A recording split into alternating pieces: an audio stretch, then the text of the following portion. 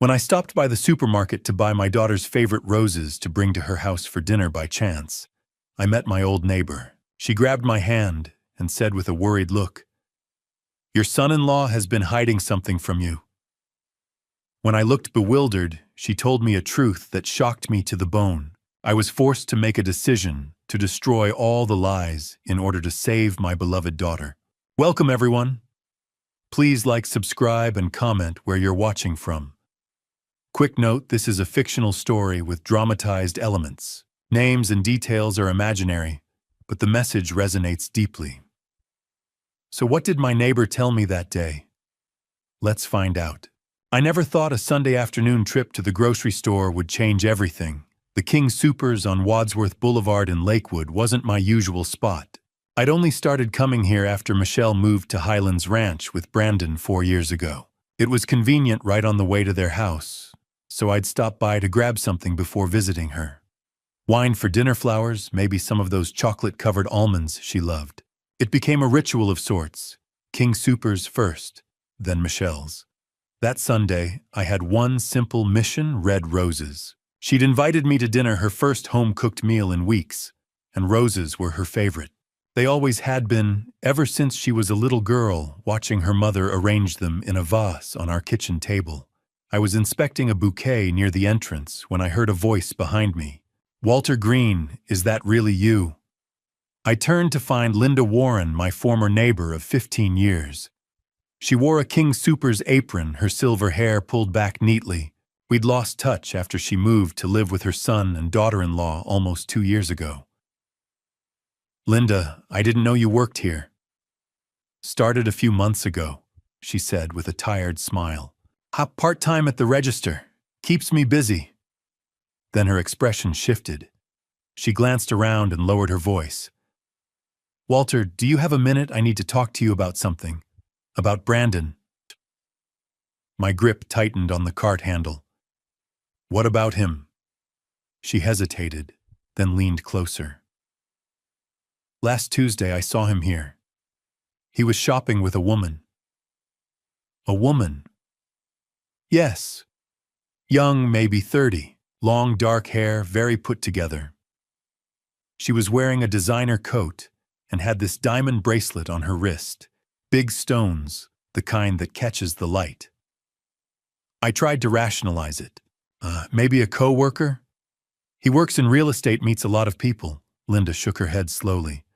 "Walter, they weren't just shopping together. They were together." Brandon had his arm around her waist. She was leaning into him, laughing. They were looking at each other the way married people do, the way you and Sarah used to. The words struck hard, but I kept my voice steady. "Are you sure it was Brandon?" "Walter, I was at his wedding. I've known that boy for years." Her voice was firm now. "When I saw them by the wine aisle, I walked over and called out to say hello. Brandon looked right at me. I know he recognized me. But before I could say anything more, he spoke. Cold as ice, he said, 'I don't know you, ma'am.' Then he took the woman's hand and walked away. I felt my chest tighten. He said he didn't know you." "Yes." Linda's eyes were sad. "Walter, we were neighbors for 15 years. I brought casseroles to your house after Sarah passed. I was at Brandon and Michelle's wedding. I gave them a set of wine glasses, for heaven's sake. He knows exactly who I am." "Maybe he didn't recognize you. It's been a couple years." "No." Linda cut me off gently. "He recognized me. I saw it in his eyes. He just didn't want that woman to know who I was. And the way they were together, Walter, they looked like husband and wife. Not friends, not colleagues. A couple." My throat felt tight. "Did you see what they bought?" She nodded. "I was at the register when they checked out. Expensive wine, gourmet cheese, fresh flowers, roses actually. The total was over $200. He paid with a credit card without blinking. $200 on groceries for a casual Tuesday. Michelle had mentioned money was tight lately. She'd been picking up extra shifts at the hospital, and Brandon said his commission checks were smaller. That's why she'd sent him $25,000 a few months ago, her savings, to help pay for his mother's medical care. Brandon had said his mother Edith was sick and needed treatment, but standing there with Linda's words echoing in my mind, something didn't add up. "Thank you for telling me, Linda." She squeezed my arm. "I hope I'm wrong, Walter, but I couldn't not tell you. If it were my daughter."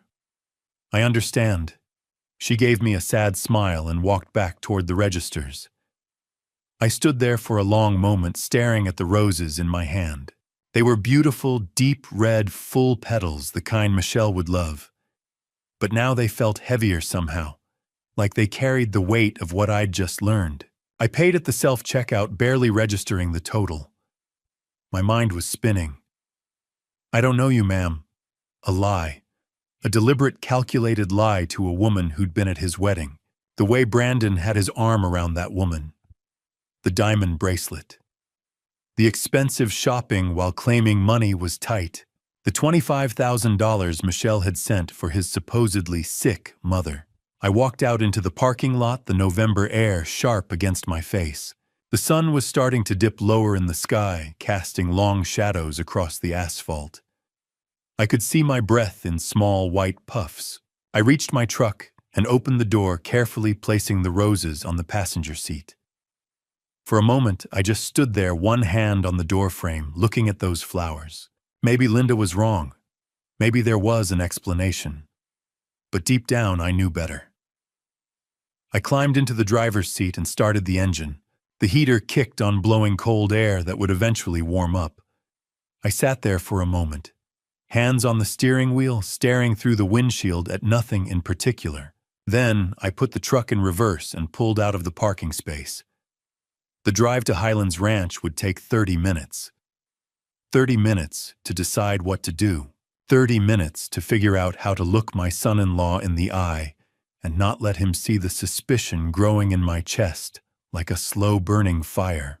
I merged onto the highway, the roses beside me, and Linda's words played over and over in my mind. They looked like husband and wife. He said he didn't know me. Over $200 without blinking. My daughter was waiting for me.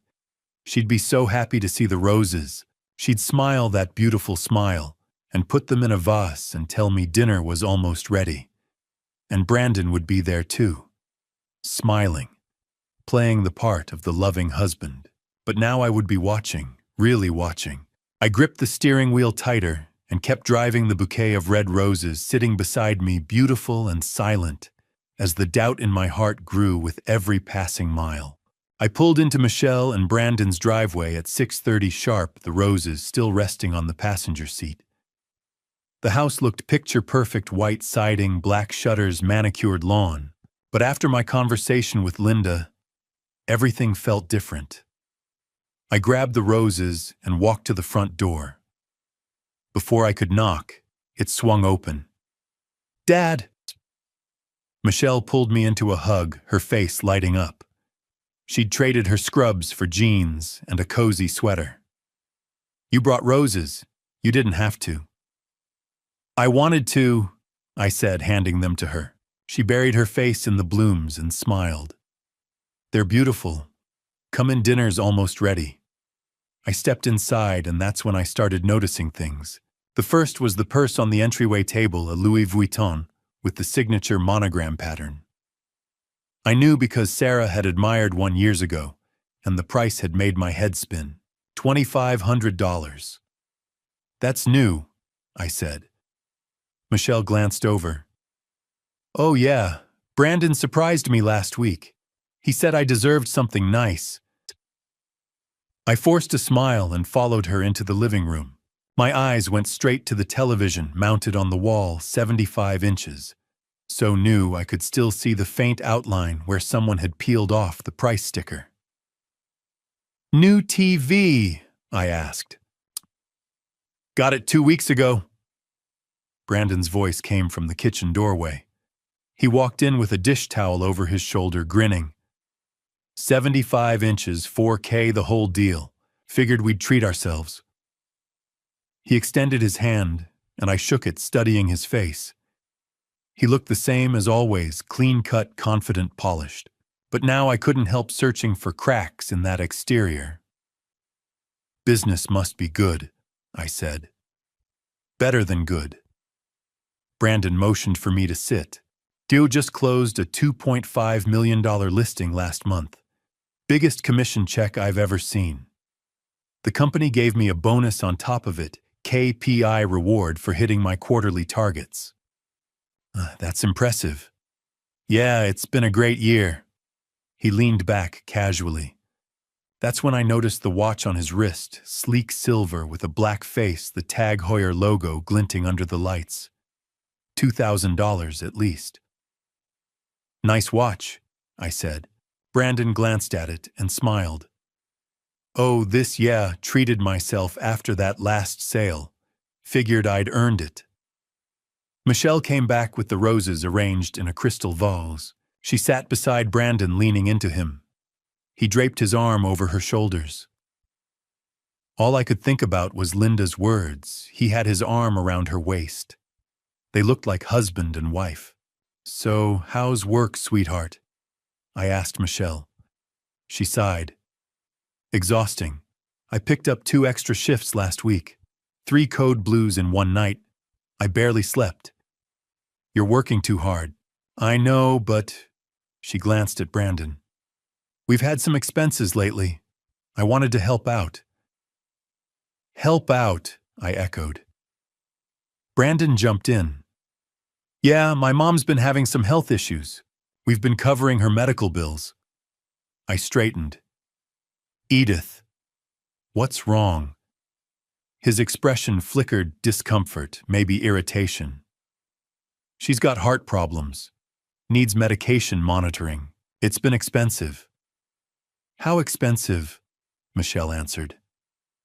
"I sent Brandon $25,000 a few months ago, from my savings, to cover her treatment and make sure she was comfortable. $25,000. The number hit me hard. That was Michelle's nest egg, years of savings scraped together from extra shifts and careful budgeting. Money she'd dreamed of using for a bigger house or a trip to Europe. And now it was gone. "That was generous of you," I said, carefully looking at Brandon.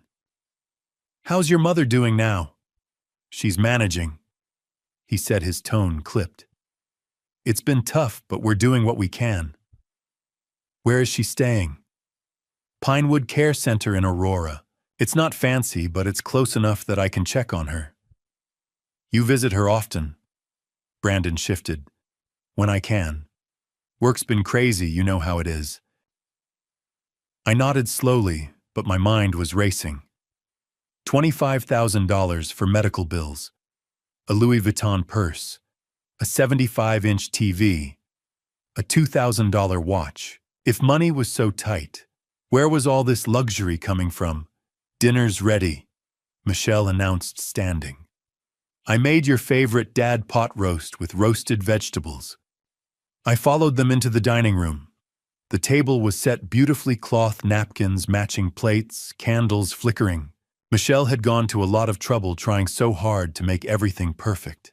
As I sat down across from Brandon, watching him pour wine into expensive glasses and smile that easy, practiced smile, all I could think about was Linda's voice. "I don't know you, ma'am." A lie. A bold-faced lie to a woman who'd been at his wedding, and now sitting here surrounded by expensive things, listening to him talk about his sick mother while my daughter worked herself to exhaustion to pay for care that might not even be real. Something cold settled in my chest. I picked up my fork and took a bite of pot roast, forcing myself to chew, to swallow, to smile at Michelle when she asked if I liked it. "It's perfect, sweetheart," I said. Brandon raised his glass. "To family," he said. I lifted mine and clinked it against his, meeting his eyes across the table. And in that moment, looking at him, at his confident smile, his expensive watch, his carefully crafted image, I felt like I was sitting across from a complete stranger. A stranger who was lying to my daughter. A stranger I no longer recognized at all. Dinner ended around 8:30. Michelle started clearing the plates, and I stood to help, but Brandon waved me off. "Let me get those, Dad," he said with that practiced smile. "You relax." He carried a stack of dishes into the kitchen, and I heard his phone buzz on the counter. A moment later, he reappeared, phone in hand, his expression apologetic. "I'm so sorry," he said to Michelle. "That was the office. I have to run out for a bit, client emergency. One of my listings just got a surprise inspection issue, and I need to meet the buyer's agent to smooth things over." Michelle's face fell. "Now Dad just got here." "I know, honey, I'm sorry. It'll only take an hour, maybe less." He kissed her forehead, grabbed his keys from the hook by the door, and looked at me. "Walter, great seeing you. We'll do this again soon, yeah." Before I could respond, he was out the door. The house fell quiet except for the soft clink of dishes as Michelle loaded the dishwasher. I stood in the living room, staring at the empty spot where Brandon had been sitting, my mind churning. An hour ago, I might have believed that story. But after what Linda told me, after seeing all those expensive things, after watching Brandon talk about his sick mother while wearing a $2,000 watch, I didn't believe a word of it. Michelle came back into the living room, wiping her hands on a towel. "Sorry about that, Dad. Brandon's job can be so unpredictable sometimes." "It's fine," I said. Then, before I could stop myself, I added, "Michelle, I need to talk to you about something." She sat down on the couch, tucking her legs underneath her. "What's up?" I took a breath. Today, when I was at King Soopers, I ran into Linda Warren. You remember her, our old neighbor? "Oh yeah. How's she doing?" "She's fine. She works there now." I paused, choosing my words carefully. "She told me something that's been bothering me. She said she saw Brandon last week at the store, with a woman." Michelle blinked. "A woman?" "A young woman. Linda said they looked close, like they were together." For a moment, Michelle just stared at me. Then she let out a short laugh. "Dad, are you serious right now?" "I'm just telling you what she said. Linda saw Brandon with a woman and she just assumed that he's cheating on me." Michelle's voice was rising. "Did it occur to you or to her that maybe it was a co-worker? Brandon works with women all the time." "Linda said her name was Amber. Does that sound familiar?" Michelle hesitated, then nodded. "Yes, Amber's a colleague at Coldwell Banker. Brandon's mentioned her before. She's been helping him with some of his bigger listings." Linda said they looked like more than colleagues. "Dad." Michelle stood up, her arms crossed. "What are you trying to say?" "I'm saying Linda knows Brandon. She was at your wedding. She wouldn't make something like this up." "So you believe some random story from a woman you haven't talked to in 2 years over your own son-in-law?" Her voice was sharp, now defensive. "Over me?"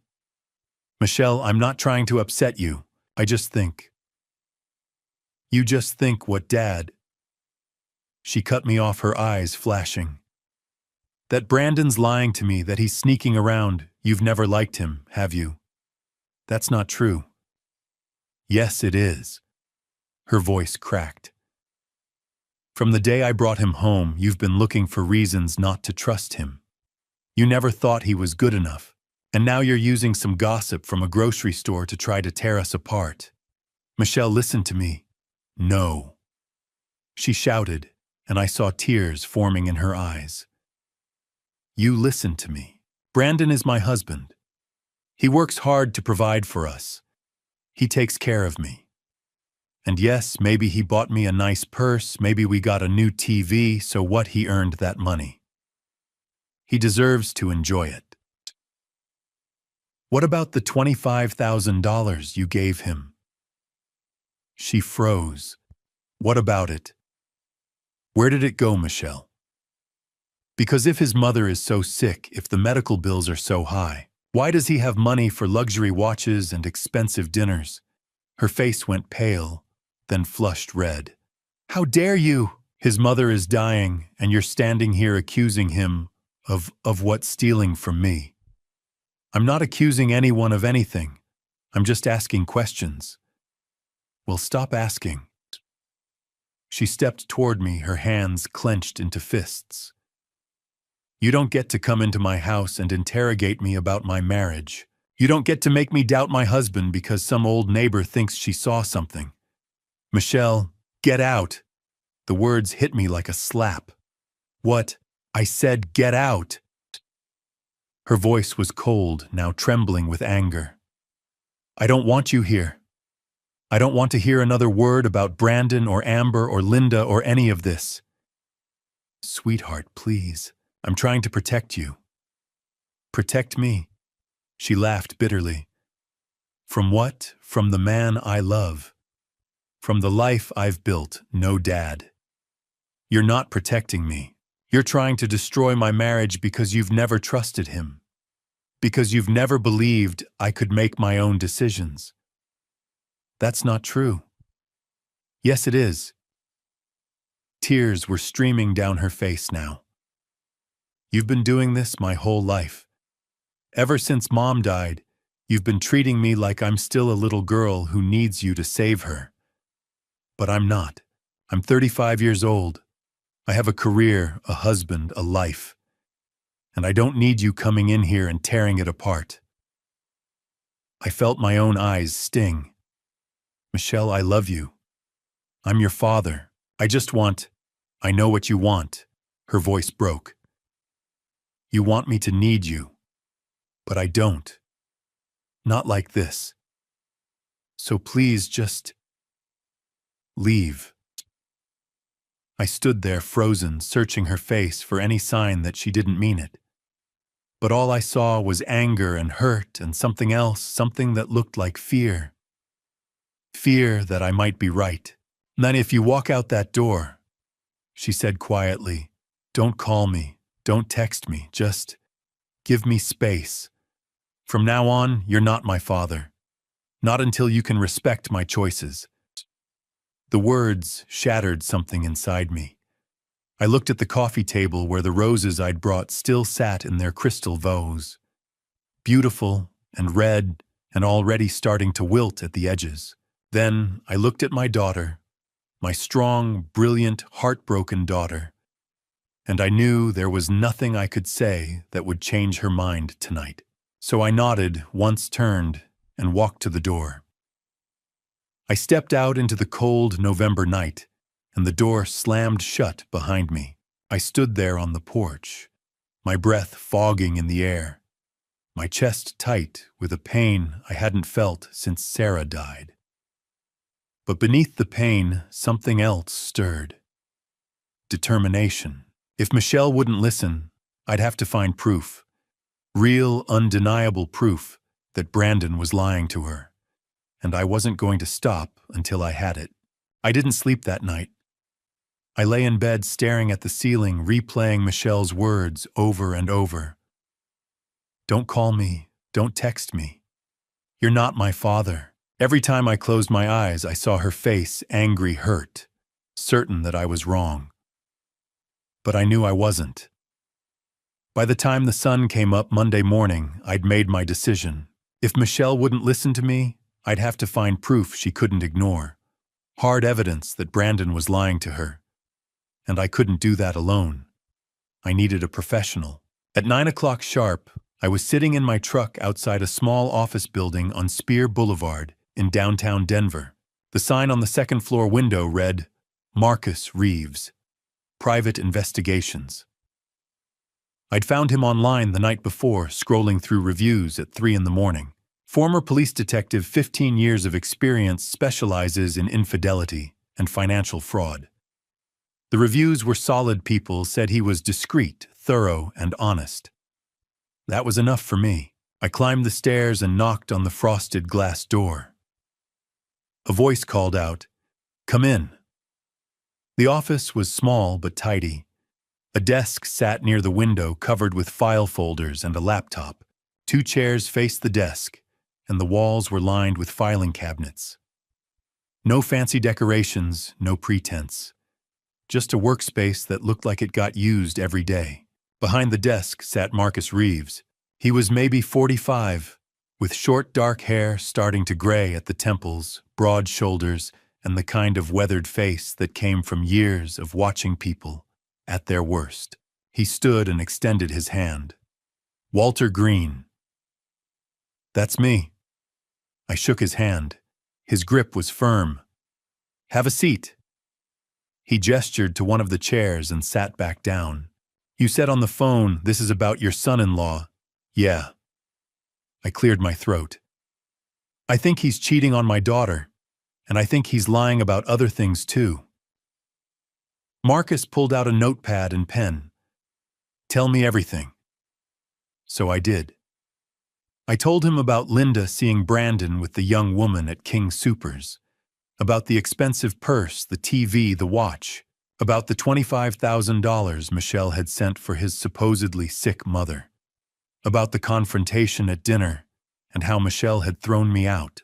Marcus listened without interrupting, taking notes in quick, efficient strokes. When I finished, he set down his pen and looked at me. "How long have they been married?" 4 years. "And you've never suspected anything before now?" "No. Brandon always seemed fine. A little smooth maybe, but I figured that was just his job. Real estate guys are like that." Marcus nodded. "They are." "Okay, here's what I'm hearing. Possible infidelity, possible financial fraud, and a wife who doesn't want to believe it. That's common. People don't want to see what's right in front of them, especially when it's going to hurt. So you'll help me?" "I can." He leaned back in his chair. But I need to be clear about what you're asking for. Surveillance isn't cheap and it takes time. If I'm going to follow Brandon, document his movements, find out who this woman is and what's going on with the money, that's a full work week minimum, maybe more." "How much?" $2,500 for the first week. That includes surveillance, background checks, financial analysis, if I can get access, and a full report with photos and video if I find anything. If we need to go longer, it's another $1,500 per week after that. $2,500. That was more than I'd spent on anything in years outside of house repairs and my truck. But when I thought about Michelle, about the way she'd looked at me last night, so convinced I was wrong, I knew I'd pay 10 times that if it meant protecting her. "Done," I said. Marcus raised an eyebrow. "You don't want to think about it?" "No. I want you to start today." He nodded slowly, then pulled out a contract and slid it across the desk. "I'll need some information. Brandon's full name, date of birth if you know it. His car make and model, license plate if you have it. Home address, work address. Any known associates. The woman's name if you have it." I gave him everything I knew. Brandon Coleman, 37 years old. Silver Audi Q5 license plate I'd memorized from seeing it in Michelle's driveway 100 times. Their address in Highlands Ranch. Coldwell Banker's office address downtown. And the name Amber, no last name. But Michelle had said she worked at the same real estate office. Marcus wrote it all down. "This Amber, do you know anything else about her? Just that she's young, maybe 30. Dark hair. Linda said she was wearing a diamond bracelet and a designer coat." "That's helpful. I'll start with the office, see if I can identify her." He looked up at me. "One more thing, Walter. If I find something, and I mean when, because in cases like this, there's usually something to find, it's going to hurt. You're going to see things you don't want to see. Are you prepared for that?" I thought about Michelle's face, her trust in Brandon, her belief that I was the one tearing her life apart. "I'm prepared," I said. Marcus nodded and stood, extending his hand again. "Then we have a deal. I'll start surveillance this afternoon. I'll send you daily updates, text, or email, whichever you prefer. Photos, locations, notes. If I find anything significant, I'll call you right away. Thank you. Don't thank me yet, he said. Let's see what we find first. I left the office and walked back to my truck. The November sky was gray and heavy, threatening rain. I sat behind the wheel for a moment, staring at the contract Marcus had given me, proof that I'd just hired a private investigator to follow my son-in-law. A week ago, I would have laughed at the idea, but now it felt like the only option I had left. I started the engine and drove home, my phone on the seat beside me, waiting for Marcus's first report. Waiting for the truth. The report started coming in Monday afternoon. I was sitting at my kitchen table nursing a cup of coffee that had gone cold an hour ago when my phone buzzed. A text from an unknown number. This is Marcus. First update attached. Call if you have questions. I opened the attachment with shaking hands. The first photo showed Brandon's silver Audi parked in the lot at Cherry Creek Shopping Center. The timestamp read 12:47 p.m., barely 3 hours after I'd left Marcus's office. The second photo made my stomach drop. Brandon stood beside his car, his arm wrapped around a young woman's waist.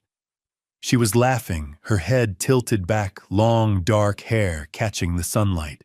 He was looking down at her with an expression I'd seen him give Michelle 1,000 times: affectionate, intimate, familiar. The third photo showed them kissing. I stared at the screen until my eyes burned, then set the phone down and pressed my palms against the table to stop my hands from shaking. There it was. Proof. Undeniable photographic proof that Linda had been right. I called Marcus. "Did you get the photos?" he asked. "Yeah."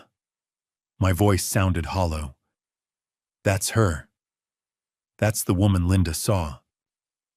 Her name's Amber Wright. 30 years old, works at Coldwell Banker, same office as Brandon. I talked to a couple people who know her. Sounds like they've been seeing each other for over a year. A year. Michelle and Brandon had been married for 4 years, and he'd been cheating on her for at least one of them. "I'll keep following him," Marcus said. "If there's more, I'll find it." "Thank you," I managed. He hung up, and I sat there alone in my kitchen, staring at the photos on my phone, feeling like the floor had opened up beneath me. Tuesday's report came at 2 in the afternoon. This time, it was a video. Marcus had followed Brandon and Amber to Capitol Grill, an upscale steakhouse downtown. The footage showed them sitting at a corner table, candlelight flickering between them. Amber reached across the table and took Brandon's hand. He lifted it to his lips and kissed her knuckles. The video was only 15 seconds long, but it felt like hours. Marcus's text read, "Dinner tab was $287. He paid with the same Visa ending in 4829. Credit card's in his name, but records show it's linked to a joint account with your daughter. Michelle's money. He was spending Michelle's money on another woman." I didn't call Marcus this time. I just sat on my couch and watched the video again and again until I couldn't stand it anymore. Wednesday brought photos from Trice Jewelers, a high-end jewelry store in Centennial. Amber stood at the counter trying on a diamond necklace. The stones caught the light glittering against her neck as she turned to show Brandon. He smiled and nodded, and the salesperson carefully placed the necklace back in its case. Marcus's text, "Pendant necklace, 1.5 carats, total weight. Price tag $3,847. He didn't buy it that day, but the salesperson said he came back the next morning and purchased it. Paid in full. Same Visa card. $3,847 for a woman who wasn't his wife. I felt sick. Thursday's update came with more video. Brandon and Amber walking out of Trice Jewelers. Brandon carried a small silver bag with the store's logo on it.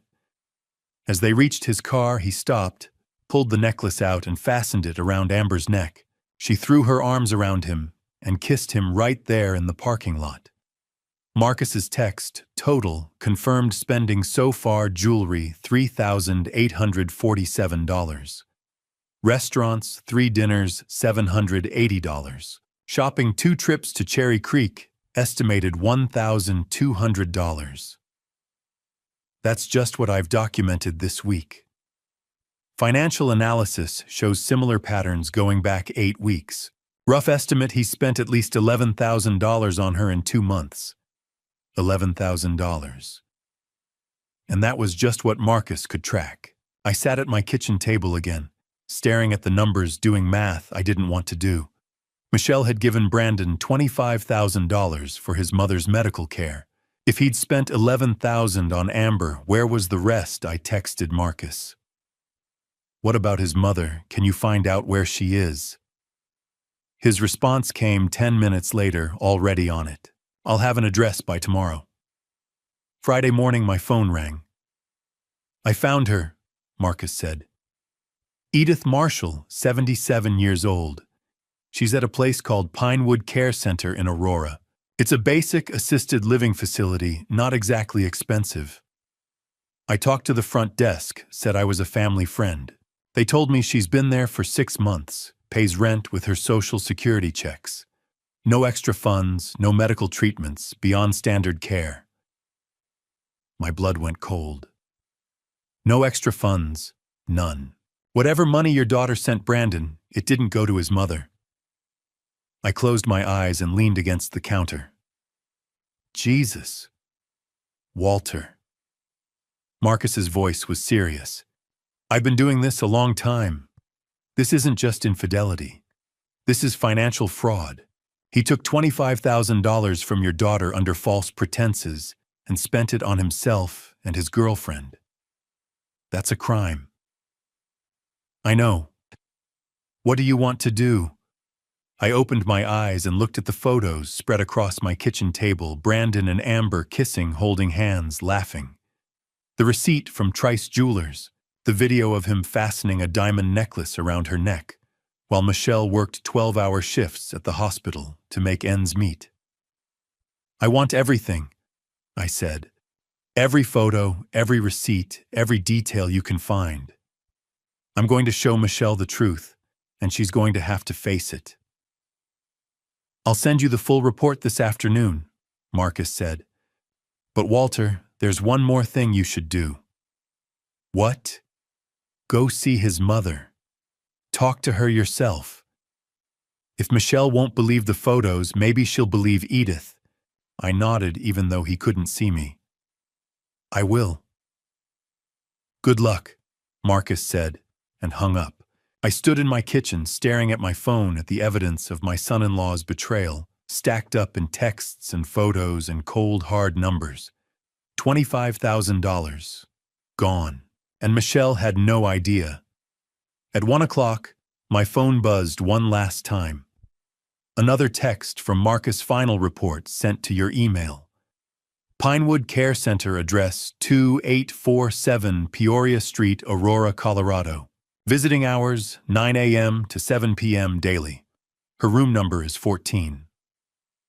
I stared at the address for a long moment. Then I grabbed my keys. It was time to meet Edith Marshall. Saturday morning, I drove to Aurora. Pinewood Care Center sat on a quiet street lined with bare trees, a low brick building that looked like it hadn't been updated since the 70s. The parking lot was half empty, the asphalt cracked. A faded sign near the entrance read, Visiting hours 9 a.m. to 7 p.m. daily. I parked and sat for a moment staring at the building. This was where Brandon's mother lived. The woman Michelle had given $25,000 to help. I grabbed the small bag of groceries I'd brought, oranges, crackers, chocolate, and walked inside. The lobby smelled like disinfectant and overcooked vegetables. A tired-looking receptionist barely glanced up as I approached. I'm here to see Edith Marshall, I said. Room 14. She nodded toward a hallway. Down there, second door on the left. I walked down the narrow corridor, fluorescent lights buzzing overhead. I found room 14 and knocked gently. "Come in," a thin voice called. The room was small, maybe 10 by 12 feet, a single bed with a faded floral blanket, a wooden dresser with a few framed photos, a small television on a rolling cart. The window overlooked the parking lot, half covered by drawn blinds. Sitting in a worn armchair by the window was Edith Marshall. She was tiny, maybe 5 feet tall, barely 100 pounds.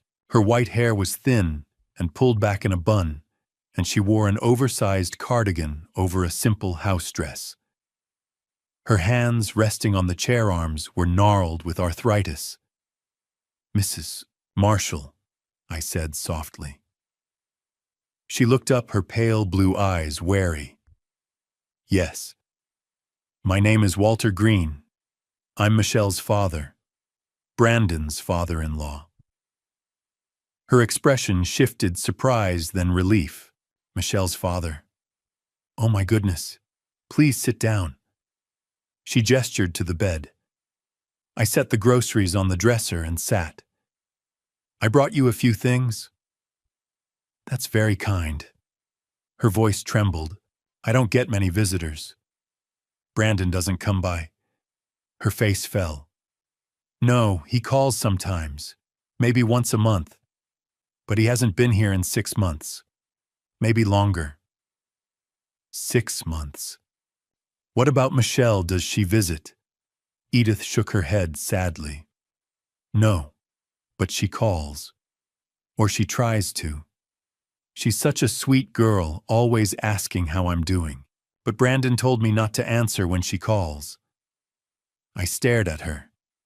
"He told you not to answer?" "Yes. He said it would upset her to know how I'm really doing, that it's better if I don't talk to her." So I stopped picking up. Brandon hadn't just lied to Michelle. He'd actively blocked her from his mother. "Mrs. Marshall," I said carefully, "Michelle sent Brandon $25,000. She thought it was for your medical care. Treatments, medications, making sure you were comfortable." Edith's eyes went wide. $25,000. "Yes." She shook her head slowly. "I haven't seen a penny of that money. I pay my rent here with Social Security, $1,200 a month. That's all I have. The staff are kind, but this place isn't expensive, and I'm not getting any special treatments, just regular medications for blood pressure and arthritis." I felt like I'd been punched in the gut. "He told Michelle you were very sick, that you needed the money." "I'm not sick," Edith said, her voice breaking. "I'm just old and lonely." We sat in silence. I looked around the room, the thin blanket, the ancient television, the drafty window. Cold air seeped in despite the cardigan wrapped around her. "Mrs. Marshall, do you have a winter coat?" She blinked. "I have an old one, but it's worn out. The zipper's broken." "Brandon promised to buy you a new one, didn't he?" Her eyes filled with tears. "How did you know?" "Just a guess.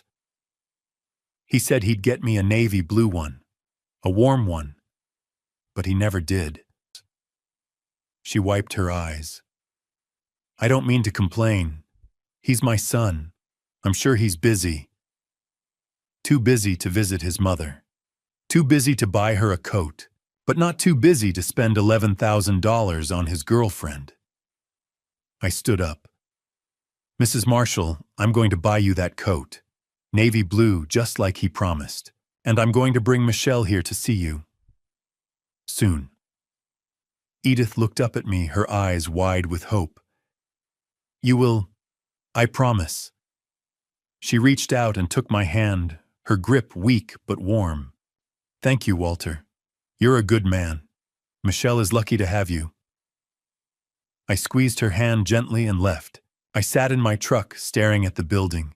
The image of Edith's cold, lonely room burned into my mind. $25,000. Michelle had given Brandon $25,000. Marcus had tracked $11,000 spent on Amber jewelry dinners shopping. That left $14,000. $14,000 that wasn't going to Edith's care. Wasn't going to medical bills or a better facility or the warm coat Brandon had promised her. Where had it gone? I pulled out my phone and called Marcus. I just met his mother, I said, and she's living in a bare room with broken heating, paying rent with Social Security. She hasn't seen a dime of that $25,000. Brandon's been lying about everything. Marcus was quiet for a moment. So, what's your next move? I looked back at the building at the window where Edith's room was. I thought about Michelle working herself to exhaustion, trusting the man she loved.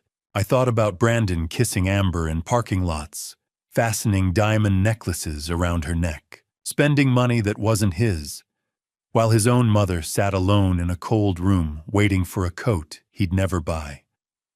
I'm going to find out where the rest of that money went, I said, and then I'm going to show Michelle everything.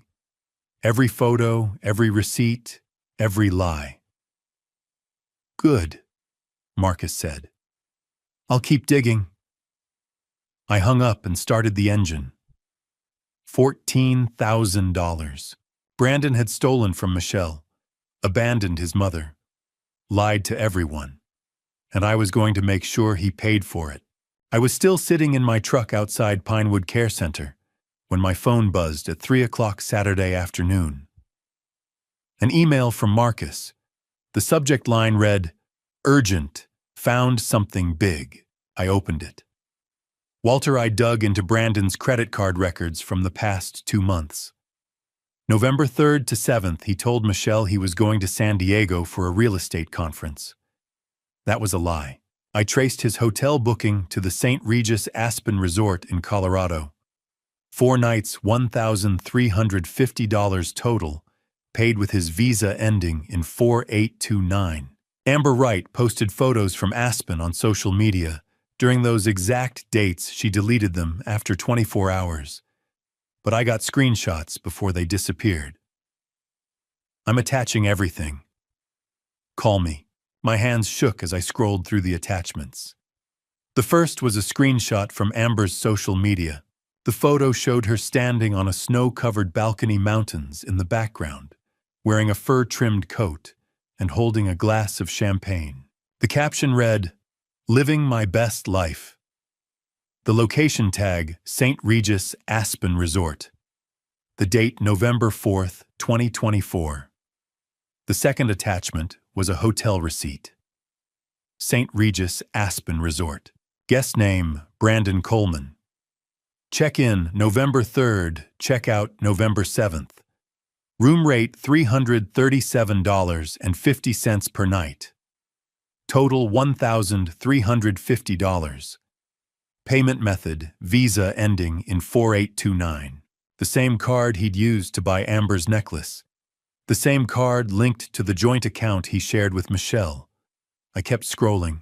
Marcus had included a breakdown of estimated expenses, hotel, $1,350 meals, approximately $400 ski lift passes, $200 miscellaneous, $100. Total estimated cost, $2,050. Add that to the $3,847 necklace from Trice Jewelers, the $780 in restaurant bills, the $1,200 in shopping trips Marcus had already documented. Brandon had spent over $7,000 on Amber in a single month, while Michelle worked 12-hour shifts and sent him $25,000 to care for his supposedly dying mother. I called Marcus. "Did you get it?" he asked. "Yeah." My voice was hoarse. "San Diego." He told her San Diego. I checked. There was no real estate conference in San Diego those dates. He made it up. I closed my eyes and leaned my head back against the seat. "How did you get the social media photos if she deleted them?" "I have software that archives posts before they disappear. It's standard for investigations like this." The posts were public for about 18 hours before she took them down, probably realized it was stupid to broadcast a secret trip. But by then, I'd already captured them.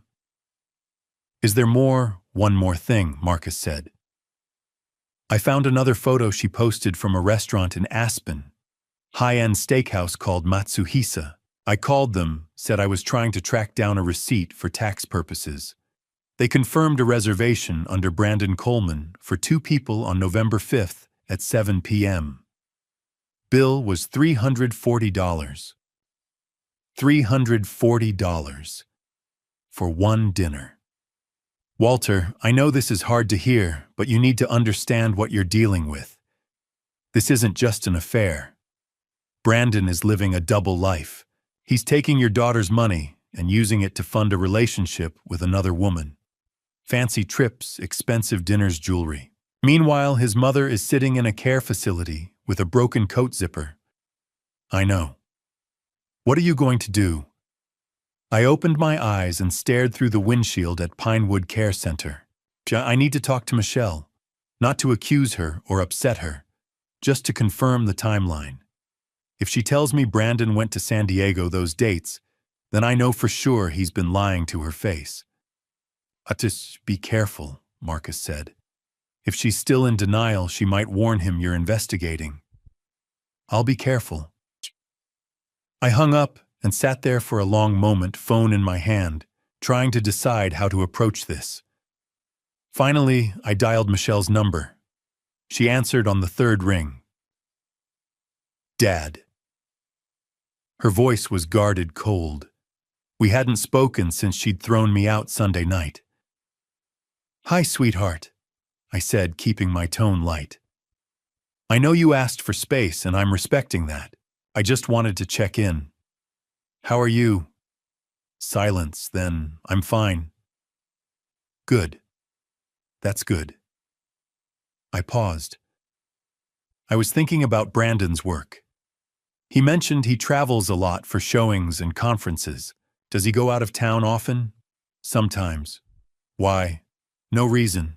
Just curious." "Has he had any trips recently?" Another pause.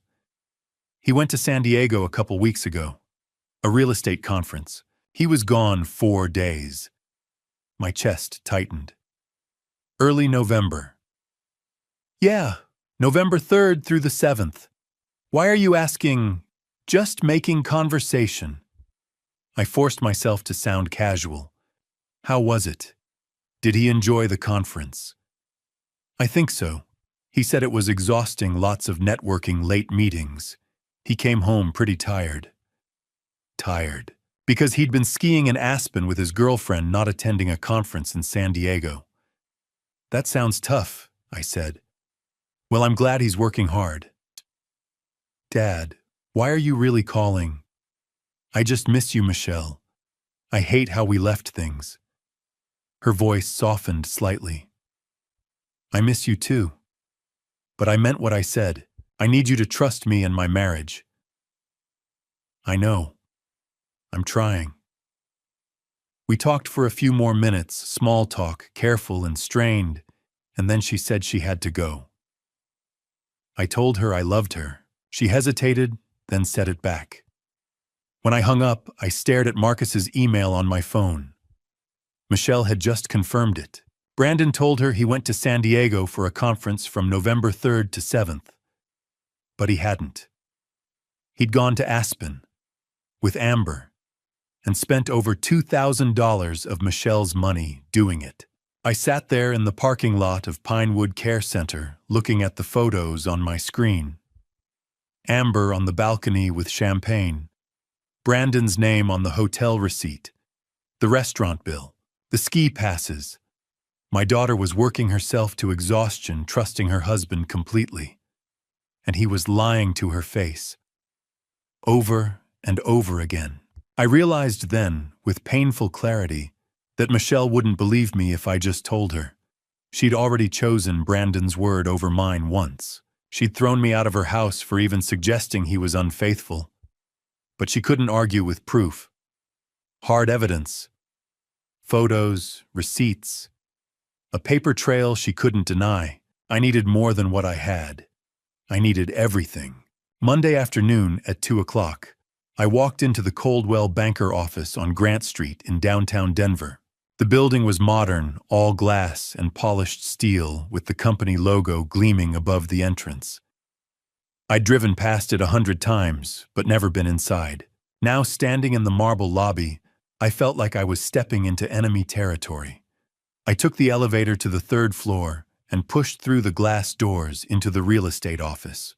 The space was open and bright, with rows of desks separated by low partitions. Framed photos of expensive homes lined the walls. A handful of agents sat at their computers talking on phones or typing away. At the front desk sat a young woman with blonde hair pulled back in a sleek ponytail. Her name tag read, Jessica. I approached with what I hoped was a friendly smile. Good afternoon. I'm looking for Brandon Coleman. Is he available? Jessica looked up and smiled back. Oh, Brandon. He's out to lunch right now. He should be back in about 30 minutes. Are you here for a showing? Actually, I was hoping to discuss listing my house. A friend recommended Brandon. That's great. He's one of our top agents. She glanced at her computer screen. Let me check his schedule. Can I get your name, Walter Green? As she typed, she said casually, Brandon just left about 20 minutes ago. He went to lunch with Amber, his girlfriend.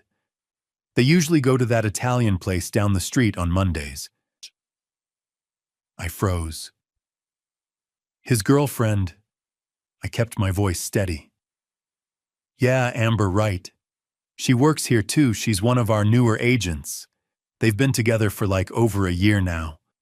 Super cute couple.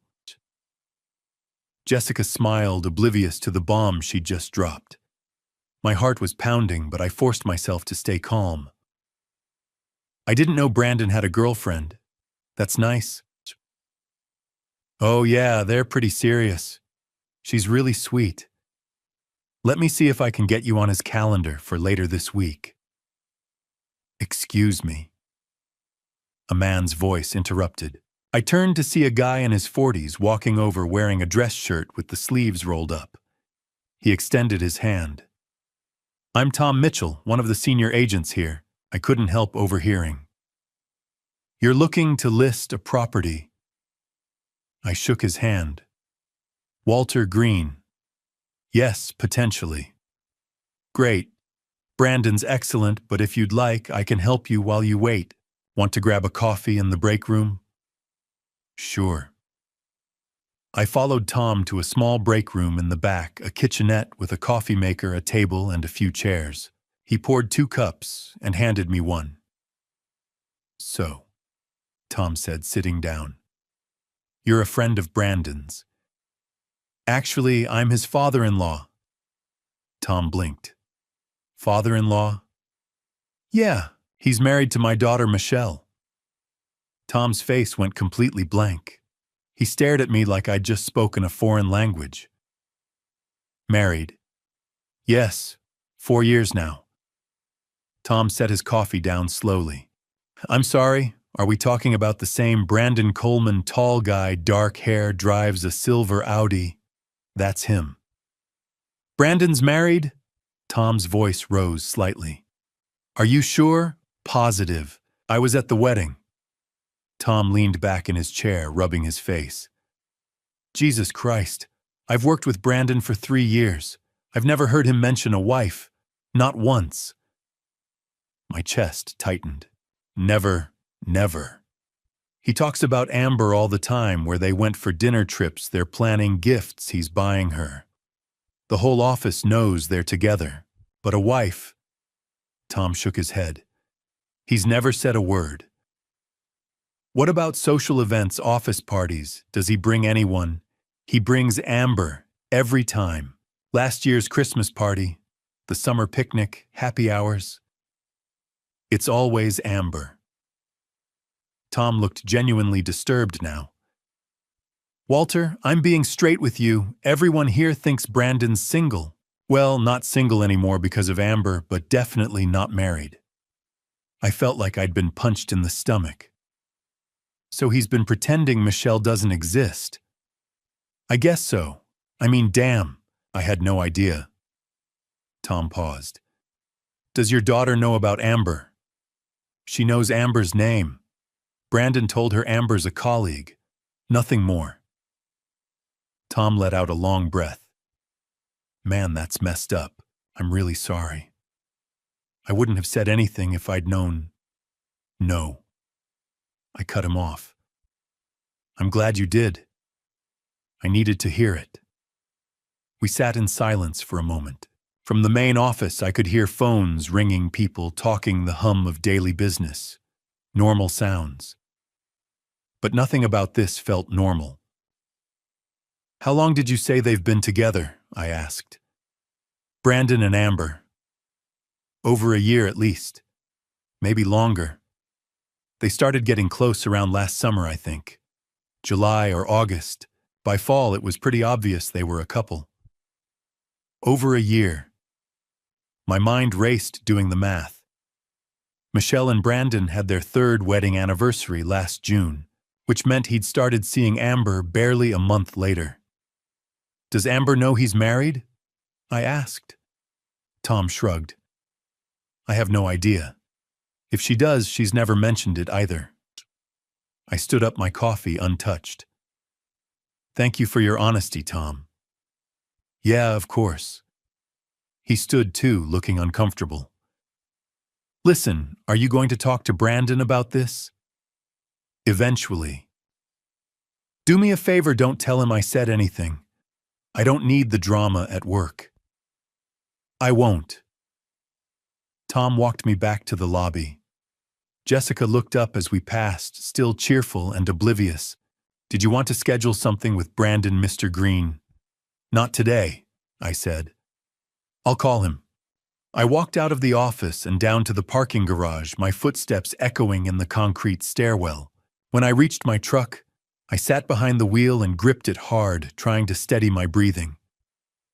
Brandon had erased Michelle from his life. At work, he was single. Dating Amber, taking her to office parties, introducing her to colleagues, building a whole separate world where his wife didn't exist. And everyone believed him. Jessica thought Amber was his girlfriend. Tom had worked with him for 3 years and never heard Michelle's name. The entire office saw him as one half of a happy couple, just not the couple he'd actually married. My daughter had been deleted. I started the engine and pulled out of the garage onto Grant Street, heading home. But I wasn't going home to rest. I was going home to call Marcus, because now I had everything I needed. Tuesday morning, I drove back to Marcus's office. When I walked in, he was already waiting, a thick manila folder sitting on his desk. He gestured to the chair across from him. This is everything, he said, tapping the folder. Every photo, every receipt, every detail I could find. It's all here. I sat down and he slid the folder across the desk. I opened it. The first page was a timeline, dates, locations, events, all laid out in neat columns. November 3 to 7, Aspen trip with Amber Wright. November 10, jewelry purchase at Trice Jewelers, $3,847. November 12th, dinner at Capitol Grill, $287. On and on, a chronicle of betrayal spelled out in black and white. Behind the timeline were the photos, more than 50 of them. Brandon and Amber at Cherry Creek Shopping Center holding hands in the parking lot. Brandon fastening the diamond necklace around her neck. The two of them at a candlelit table at Capitol Grill, Amber on the balcony and Aspen champagne in hand. Then came the receipts. Hotel bills, restaurant tabs, credit card statements showing charges to the Visa ending in 4829, the joint account Brandon shared with Michelle. I dug deeper into Amber Wright, Marcus said. 30 years old. She and Brandon dated about 6 years ago before he met your daughter. They broke up. He moved on, married Michelle. Then, a year and a half ago, Amber got hired at Coldwell Banker. They reconnected and started the affair. Yeah, from what I can tell, Amber thinks Brandon's getting divorced. She's been posting on social media about new beginnings and fresh starts. I don't think she knows he's still living with his wife. I closed my eyes for a moment. Even Amber was being lied to. How much has he spent on her? I asked. Marcus pulled out a spreadsheet. Why, based on what I can document, Trice Jewelers necklace, $3,847. Aspen trip, approximately $2,050. 3 dinners at high-end restaurants, $780. Shopping trips at Cherry Creek, estimated $1,200. Flowers, wine gifts, another $600 or so. Total confirmed spending just over $11,000. In 2 months. In 2 months, Marcus confirmed. And that's just what I could track. There's probably more. I stared at the numbers. $11,000 of Michelle's money spent on another woman, and that left $14,000 from the original $25,000, still unaccounted for. What about the rest of the money? I asked. Marcus shook his head. I can't trace it. It's possible he moved it to a separate account I don't have access to, or spent it on things that don't leave a paper trail. Cash withdrawals, maybe. Or he's saving it. Either way, it didn't go to his mother. I thought about Edith sitting in that cold room with her broken coat zipper, living on $1,200 a month in Social Security, while her son stole from his wife. Walter. Marcus said, his voice serious. I need to warn you. When you confront Brandon with this, he's going to know he's been caught. And cornered people do unpredictable things. He might get angry. He might threaten you or Michelle or both. Be prepared. I will. Do you have a plan? Yeah. I looked down at the folder. I'm going to organize all of this, put it into categories so Michelle can see exactly what he's done. Then I'm going to call her and ask her to come over. I won't tell her what it's about, I'll just say I want to talk. Marcus nodded. She might not come. She was pretty clear about needing space. I know. That's why I'm going to use something she can't refuse. What's that? I hesitated, then said, my wife Sarah had a pearl necklace. It was her mother's, passed down through the family. When Sarah died, I kept it. I've been meaning to give it to Michelle for years, but I was waiting for the right moment. She knows about it. She's asked about it before. And you're going to use it as bait. Yeah. The word tasted bitter. I'll tell her I want to give it to her. That it's time. She'll come. And when she does, I'll show her everything. Marcus leaned back in his chair. That might work. Just be ready for her reaction. Denial, anger, maybe even blaming you for digging into her marriage. It's not going to be easy. I know. He stood and extended his hand. Good luck, Walter. I hope she listens. I shook his hand, gathered the folder, and left. Back home, I spread everything out on my kitchen table. Photos, receipts, timelines, notes. I spent the rest of the day organizing it into 5 folders, each one labeled clearly. Folder 1, The Office. Jessica's comments about Amber being Brandon's girlfriend. Tom's confirmation that no one at Coldwell Banker knew Brandon was married. A printout of the company directory showing both Brandon and Amber's names. Folder 2, The Affair. Photos of Brandon and Amber together. Kissing in parking lots. Holding hands at restaurants. The diamond necklace. Folder 3, The Aspen Trip. The hotel receipt from St. Regis Aspen Resort. Screenshots of Amber's social media posts. The restaurant bill from Matsuhisa. Proof that Brandon lied about going to San Diego. Folder 4, The Money. A breakdown of the $11,000 Marcus had traced. The $25,000 Michelle had sent Brandon. The math showing how much was missing. Folder 5, the mother. Photos I'd taken of Edith's room at Pinewood Care Center. Notes from my conversation with her. Proof that she'd received no money, no care, nothing.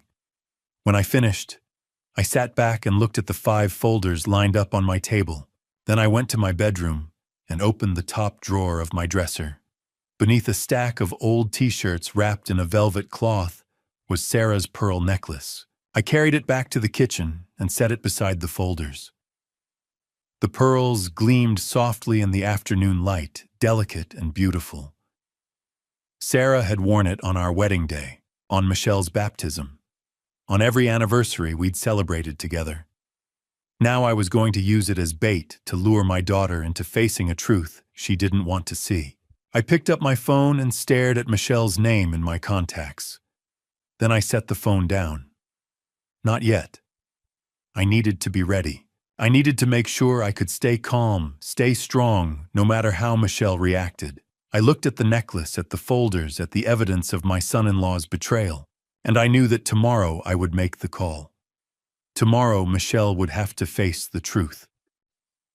Wednesday morning at 10 o'clock, I sat at my kitchen table staring at my phone.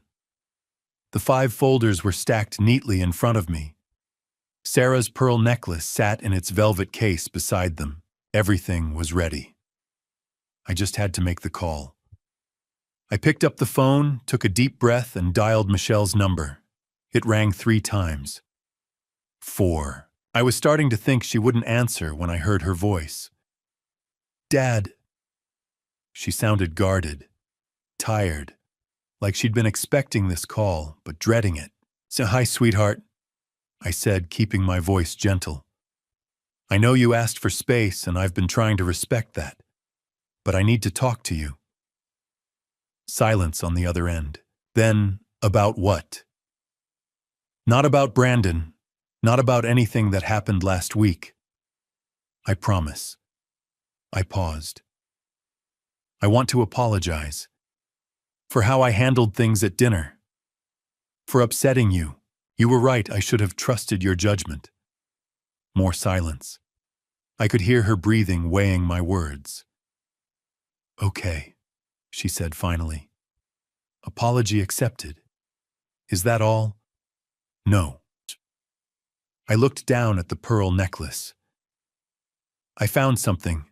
Your mother's necklace. The pearl one." I heard her inhale sharply. "Mom's pearls." "Yeah, I've been looking for it for months. I knew it was somewhere in the house, but I couldn't remember where I'd put it after she..."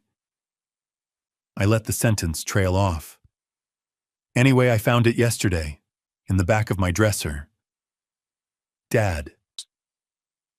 Michelle's voice softened, and I could hear the shift immediately. "You found it." "I did, and I want you to have it. Your mother always said it should be yours." Michelle was quiet for a long moment. I knew what that necklace meant to her. She'd watched Sarah wear it on special occasions her whole life. At our anniversary dinners, at Michelle's college graduation, at parent-teacher conferences when Michelle was in elementary school and Sarah wanted to look her best. The last time Sarah wore it was at Michelle's wedding. She'd insisted on it, said it was tradition that something borrowed, something blue wasn't enough, without something that connected 3 generations of women. "I thought it was lost," Michelle said, and I could hear the emotion catching in her voice. "So did I. But it's here. It's safe. And it's yours. Can I come get it?"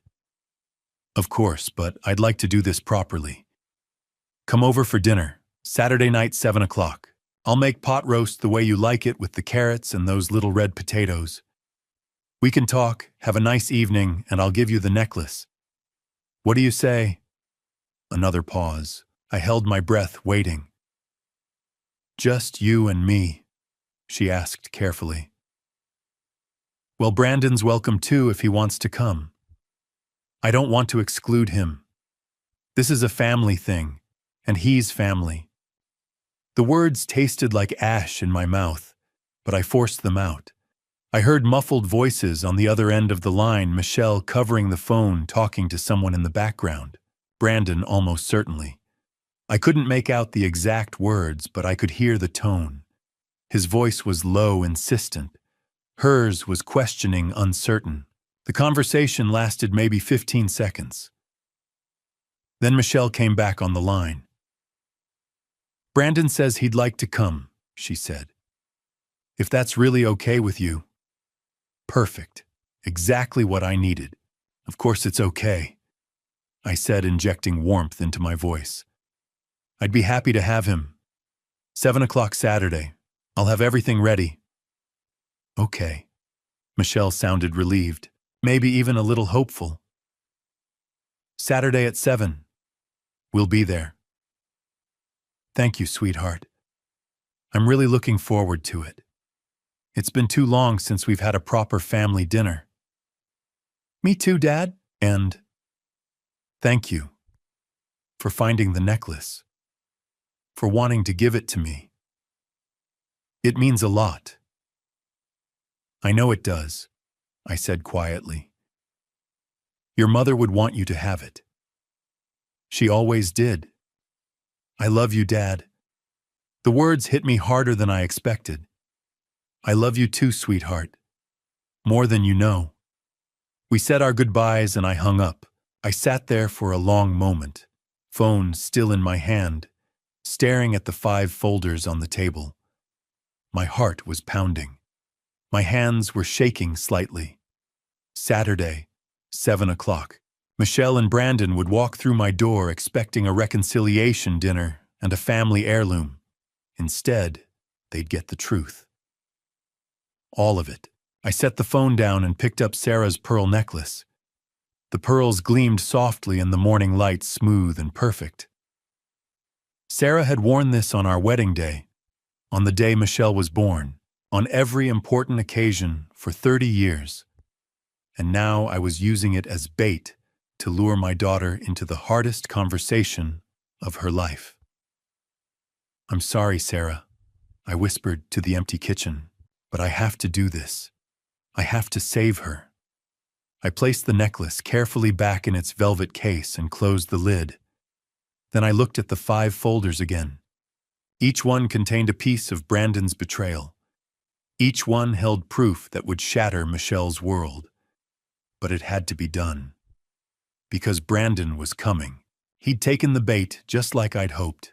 He probably thought this was his chance to smooth things over, to play the loving son-in-law, to prove to Michelle once and for all that her father was the problem. He had no idea what was waiting for him. I stood up and walked to the window, looking out at the cold November morning. 3 more days. 72 hours until Saturday night. 3 more days to prepare myself for what I was about to do. I thought about Michelle's voice on the phone. The way it had softened when I mentioned the necklace. The way she'd said, "I love you, Dad," before hanging up. In 3 days, she might never say those words to me again. But if it meant saving her from a man who was bleeding her dry, stealing from her, lying to her face every single day, then I'd accept that. I turned back to the table and looked one more time at the evidence of Brandon Coleman's betrayal. The office folder, the affair folder, the Aspen folder, the money folder, the mother folder. 5 folders that would destroy a marriage. 5 folders that would break my daughter's heart. But 5 folders that told the truth. And the truth was all I had left to give her. I picked up my keys and headed to the grocery store. I had a pot roast to make.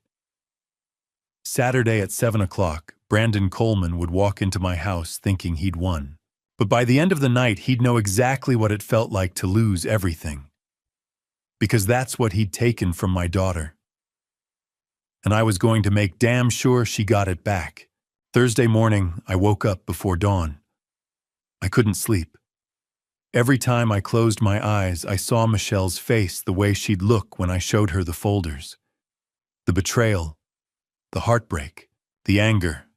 But I had to do this. So I got up, made coffee, and started preparing. By 8 o'clock, I was at the grocery store. I walked the aisles, slowly picking out everything I needed for pot roast.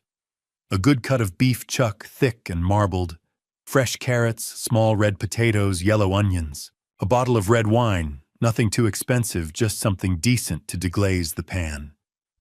Fresh thyme and rosemary from the produce section. At the checkout, the clerk smiled and asked if I was having company. "My daughter," I said, "and her husband." "That's nice. I hope you have a wonderful dinner." I nodded and paid, knowing that wonderful wasn't the word I'd use for what Saturday night was going to be. I drove home and unpacked the groceries, putting everything away carefully. Then, I spent the rest of Thursday morning cleaning.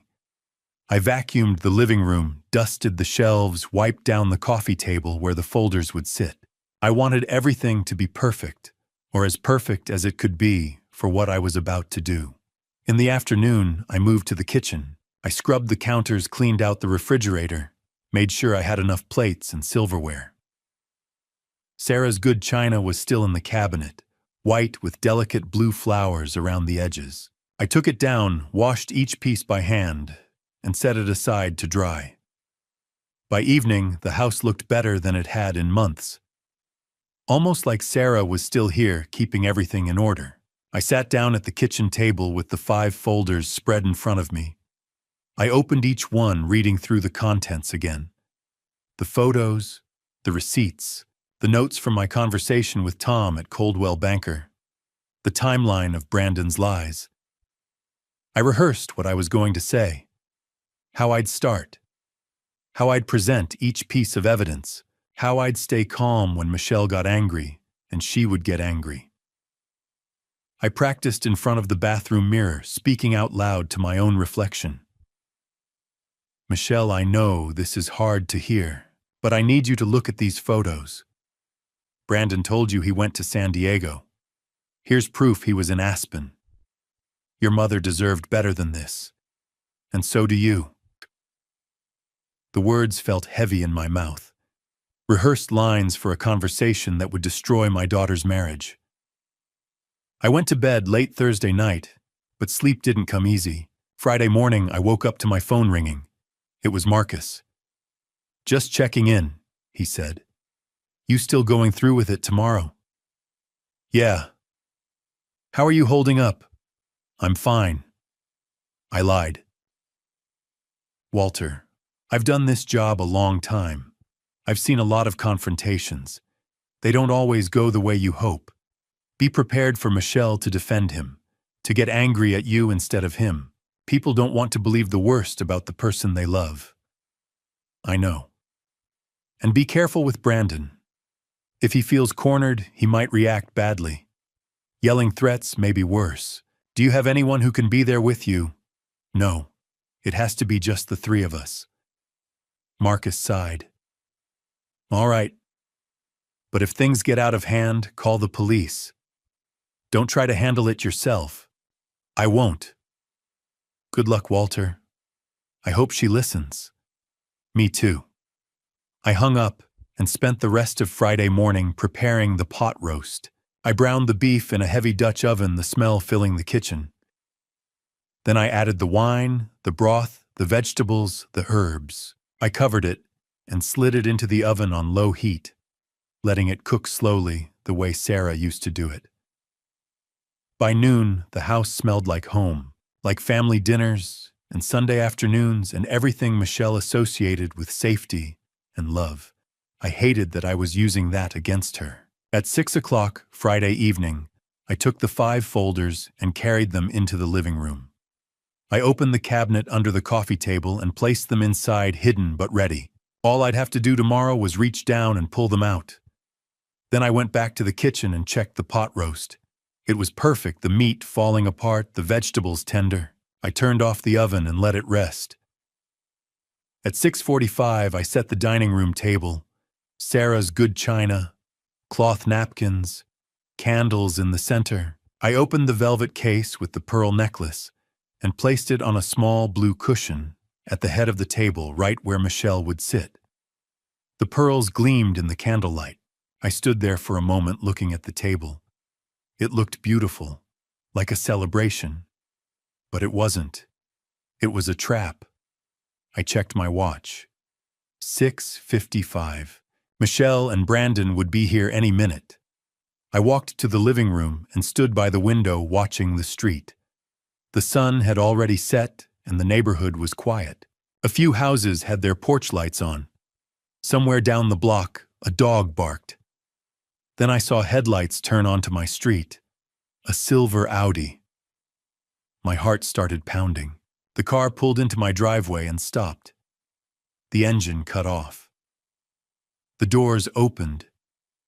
Michelle stepped out first, wearing a dark blue dress and a coat. Brandon followed, dressed in slacks and a button-down shirt. They looked like they were going to a nice dinner. They had no idea. I moved away from the window and walked to the front door. 6:58. The doorbell rang. I closed my eyes, took a deep breath, and opened the door. At 7 o'clock, Michelle and Brandon stepped into my house. Michelle looked around, taking in the clean living room, the smell of pot roast wafting from the kitchen. She smiled, but it was tentative, guarded. The tension from our last conversation still hung between us.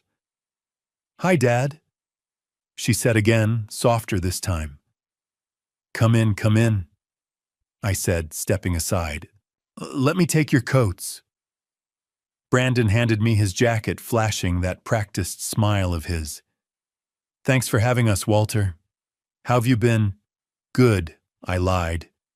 "Really good. Come on, dinner's just about ready."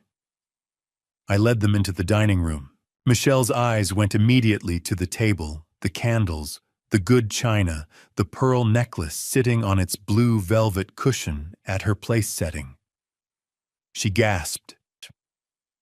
"Dad, is that your mother's pearls?" I finished. "Go ahead, take a look." She walked over slowly, almost reverently, and picked up the necklace. The pearls gleamed in the candlelight as she held them up, her eyes filling with tears. "It's beautiful," she whispered. "I can't believe you found it. I told you I would." She looked at me, and for a moment the tension between us dissolved. "Thank you. You can put it on after dinner if you want. For now, let's eat." We sat down, Michelle and Brandon on one side of the table, me across from them. I served the pot roast, spooning the tender beef and vegetables onto their plates. Steam rose from the food, and for a few minutes the only sound was the clink of silverware against china. "This is delicious, Dad," Michelle said, breaking the silence. "Your mother's recipe. I'm glad you like it." Brandon cut into his beef and nodded. "Really good, Walter. You're a great cook." "Thanks." The conversation was stilted polite, like we were all strangers trying to make small talk. I watched Brandon as he ate, the way he smiled at Michelle, the way he touched her hand briefly when she passed him the salt. He looked relaxed, confident. He had no idea what was coming. "So," Brandon said after a few minutes, leaning back slightly. "I had a great week at work. Closed 2 deals, both of them big ones. Commission's looking good. Should be around 15,000 for the month." "That's impressive," I said, keeping my voice neutral. "Yeah, it's been a strong quarter. I'm actually thinking about upgrading my car, maybe trade in the Audi for something newer." Michelle glanced at him. "I thought we were saving for a down payment on a bigger house." "We are," Brandon said smoothly. "But we can do both. Business is good, honey.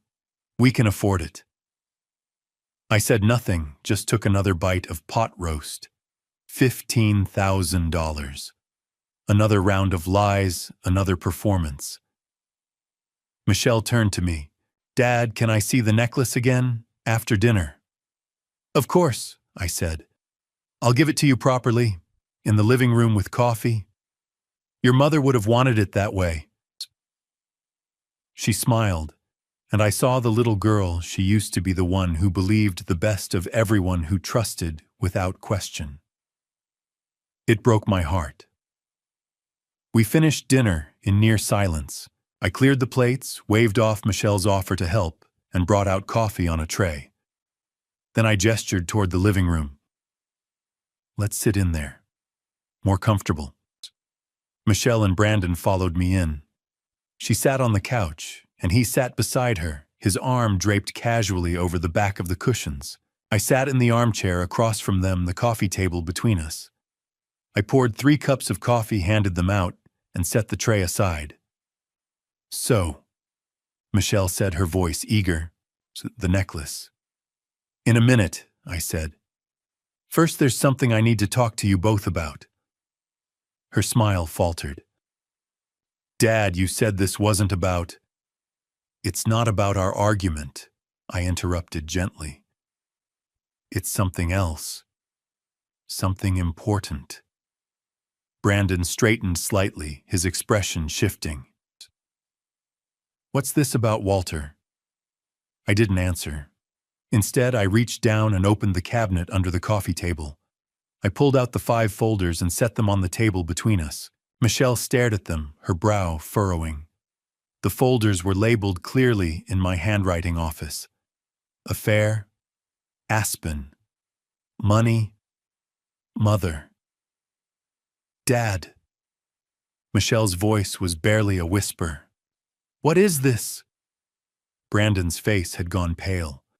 His jaw tightened, and I saw his hand grip the armrest of the couch. These, I said quietly, looking at Michelle, are things you need to see. Walter. Brandon said, his voice suddenly hard. What the hell are you doing, showing my daughter the truth? Michelle looked between us, confusion and fear flickering across her face. Truth. What truth? Dad, you promised this wasn't... I know what I promised, I said. But some things are more important than promises. Your safety, your future, your happiness. Dad, you're scaring me. I know, sweetheart. I'm sorry. I placed my hand on the first folder. But I need you to trust me. Just for a little while longer. Brandon leaned forward, his voice tight. Michelle, we don't have to sit here and listen to this. Let's go. No, I said firmly. You're going to sit there, and you're going to let her see what I have to show her. Or what? Brandon's eyes flashed with anger. Or she'll wonder for the rest of her life why you were so desperate to leave. Michelle looked at Brandon, then back at me. Her hands were trembling. Dad, what is this? I took a deep breath and opened the first folder. Inside were printouts, photos I'd taken of the Coldwell Banker office directory, showing both Brandon's and Amber's names. Notes from my conversation with Tom, a handwritten statement from Jessica, the receptionist. I slid the first page across the table toward Michelle. Last Monday, I said, my voice steady. I went to Brandon's office. I told the receptionist I was looking for him. She said he'd gone to lunch. I paused. With Amber, his girlfriend. Michelle's eyes went wide. What? That's what she said. Brandon's out with Amber, his girlfriend. Those were her exact words. Brandon's face flushed red. She's confused. Amber's a colleague. The receptionist doesn't know what she's talking about. Then explain this. I pulled out another page, a printout of Jessica's note written in her bubbly handwriting. Brandon Coleman plus Amber Wright equals office couple together 1+ year. Michelle took the paper with shaking hands. Dad, this could be a mistake. It's not. I picked up my phone and played the recording I'd made of Tom. Tom's voice filled the room. Brandon's married. Are you sure? I've worked with him for 3 years. I've never heard him mention a wife. Not once. He talks about Amber all the time. The whole office knows they're together. Michelle's hand went to her mouth. I talked to Tom Mitchell, I said. Senior agent at Coldwell Banker. He confirmed that everyone in the office thinks Brandon is single. Or rather dating Amber. They've been bringing her to office parties, company events, happy hours for over a year. That's not, Brandon started. I'm not done. I cut him off. I opened the second folder. This one was full of photos. I spread them across the coffee table one by one. Brandon and Amber in the parking lot at Cherry Creek Shopping Center, his arm around her waist, her leaning into him, their lips pressed together in a kiss. Brandon and Amber at a candlelit table at Capitol Grill, holding hands across the table, him kissing her knuckles. Brandon fastening a diamond necklace around Amber's neck in a jewelry store parking lot. Michelle stared at the photos, her breathing shallow. No, this isn't. It is, I said quietly. These were taken over the past 2 weeks by a private investigator. Brandon shot to his feet. You hired someone to follow me. Yes. You had no right. I had every right. I looked at Michelle. Sweetheart, I know this is hard, but there's more. I pulled out a receipt and placed it in front of her. Trice Jewelers. 1 diamond pendant necklace, 1.5 carats. Total $3,847. Payment method, Visa, ending in 4829. That's the necklace in the photo, I said. The one he's putting on her. He bought it with your joint credit card. November 14th. Michelle's hands were shaking so hard, the receipt fluttered. Brandon. He didn't answer. His jaw was clenched, his fists tight at his sides. I opened the third folder. November 3rd through 7th, I said. Brandon told you he was going to San Diego for a real estate conference. Do you remember? Michelle nodded slowly, tears starting to stream down her face. He didn't go to San Diego. I slid a hotel receipt across the table. He went to Aspen, with Amber. The receipt showed it clearly, St. Regis Aspen Resort. Guest Brandon Coleman. 4 nights. Total $1,350. Visa ending in 4829. Behind it was a screenshot from Amber's social media, her standing on a snow-covered balcony with mountains in the background. Champagne in hand, the location tag reading St. Regis Aspen Resort. November 4th. There was no conference, I said. He lied to you. He took her on a romantic trip and paid for it with your money. Shoo. Michelle was crying openly now, staring at the receipt, at the photo, at Brandon. You said it was exhausting. You said you were tired from all the networking. Brandon's face had gone from red to pale. Michelle, I can explain. Explain what? Her voice broke. Explain why you lied. Explain why you're in Aspen with another woman while I'm working double shifts at the hospital. It's not what it looks like. Stop. I opened the fourth folder. There's more. This one had a spreadsheet Marcus had prepared. A detailed breakdown of Brandon's spending over the past 2 months. Trice Jewelers, $3,847. Regis Aspen Resort, $1,000 $150. Matsuhisa Restaurant, Aspen $340. Capitol Grille, $287. Cherry Creek Shopping estimated, $120. Flowers Gifts Miscellaneous, $60. Total $100. 624, I pointed to the total. $11,624. That's what he spent on Amber in the past 2 months. All of it charged to the credit card linked to your joint account. Michelle stared at the numbers, her face ashen. You gave Brandon $25,000. I continued. You thought it was for his mother's medical care, but he spent over $11,000 of it on his girlfriend. I looked at Brandon. Which brings me to my question. Where's the other 14,000? Brandon said nothing. His hands were shaking now, too. I opened the fifth and final folder. Inside were photos I'd taken at Pinewood Care Center. Edith's small cold room, the worn furniture, the broken window latch, and a printed transcript of my conversation with her.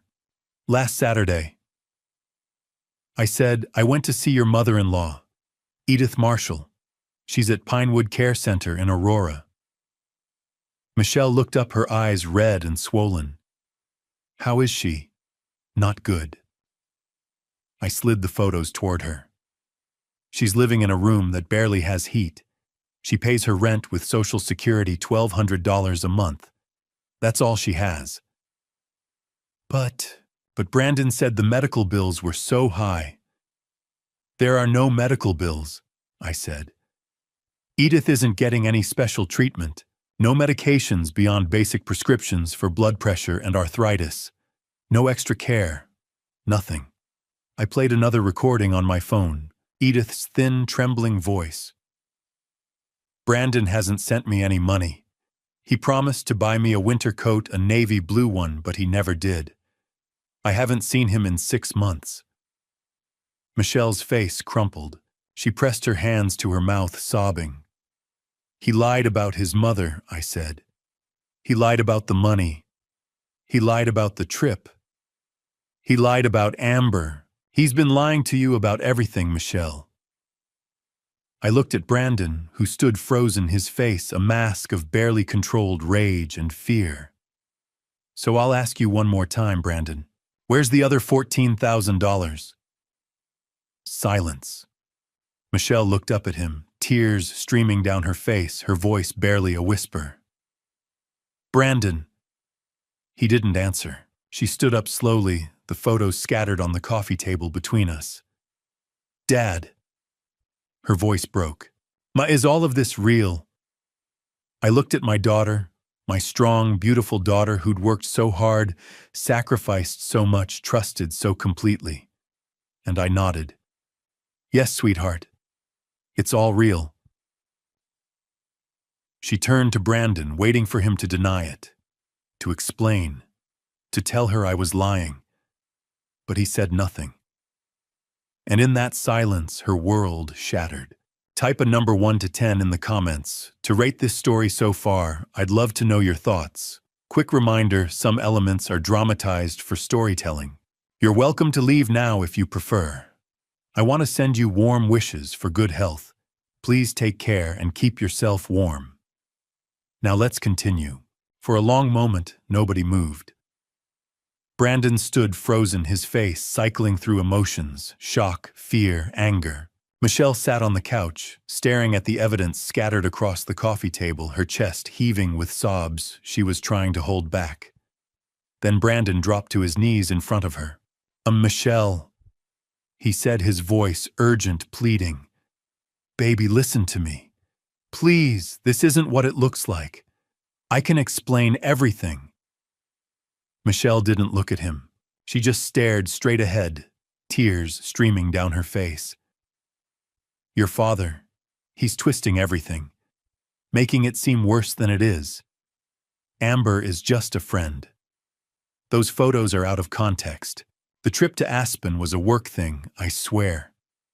Stop lying, I said quietly. Brandon's head snapped toward me, his eyes flashing with fury. You stay out of this? No. I stood up. I won't, because there's one more thing you haven't explained. What? Brandon's voice was venomous now. The private investigator found something else. A credit card debt, $15,000 in your name, high interest, maxed out. That's why you needed Michelle's money, isn't it? Brandon's face went white. Michelle looked up at him, her voice barely a whisper. $15,000 in debt. It's not. Brandon stammered. It is, I said. You were drowning in debt. You needed cash, so you lied to Michelle about your mother being sick. took $25,000, spent $11,000 on your girlfriend, and used the rest to pay off your credit cards. That's not true, Brandon shouted, standing up. You're making this up. You hired some hack to fabricate evidence because you never liked me. You've been trying to ruin my marriage from day one.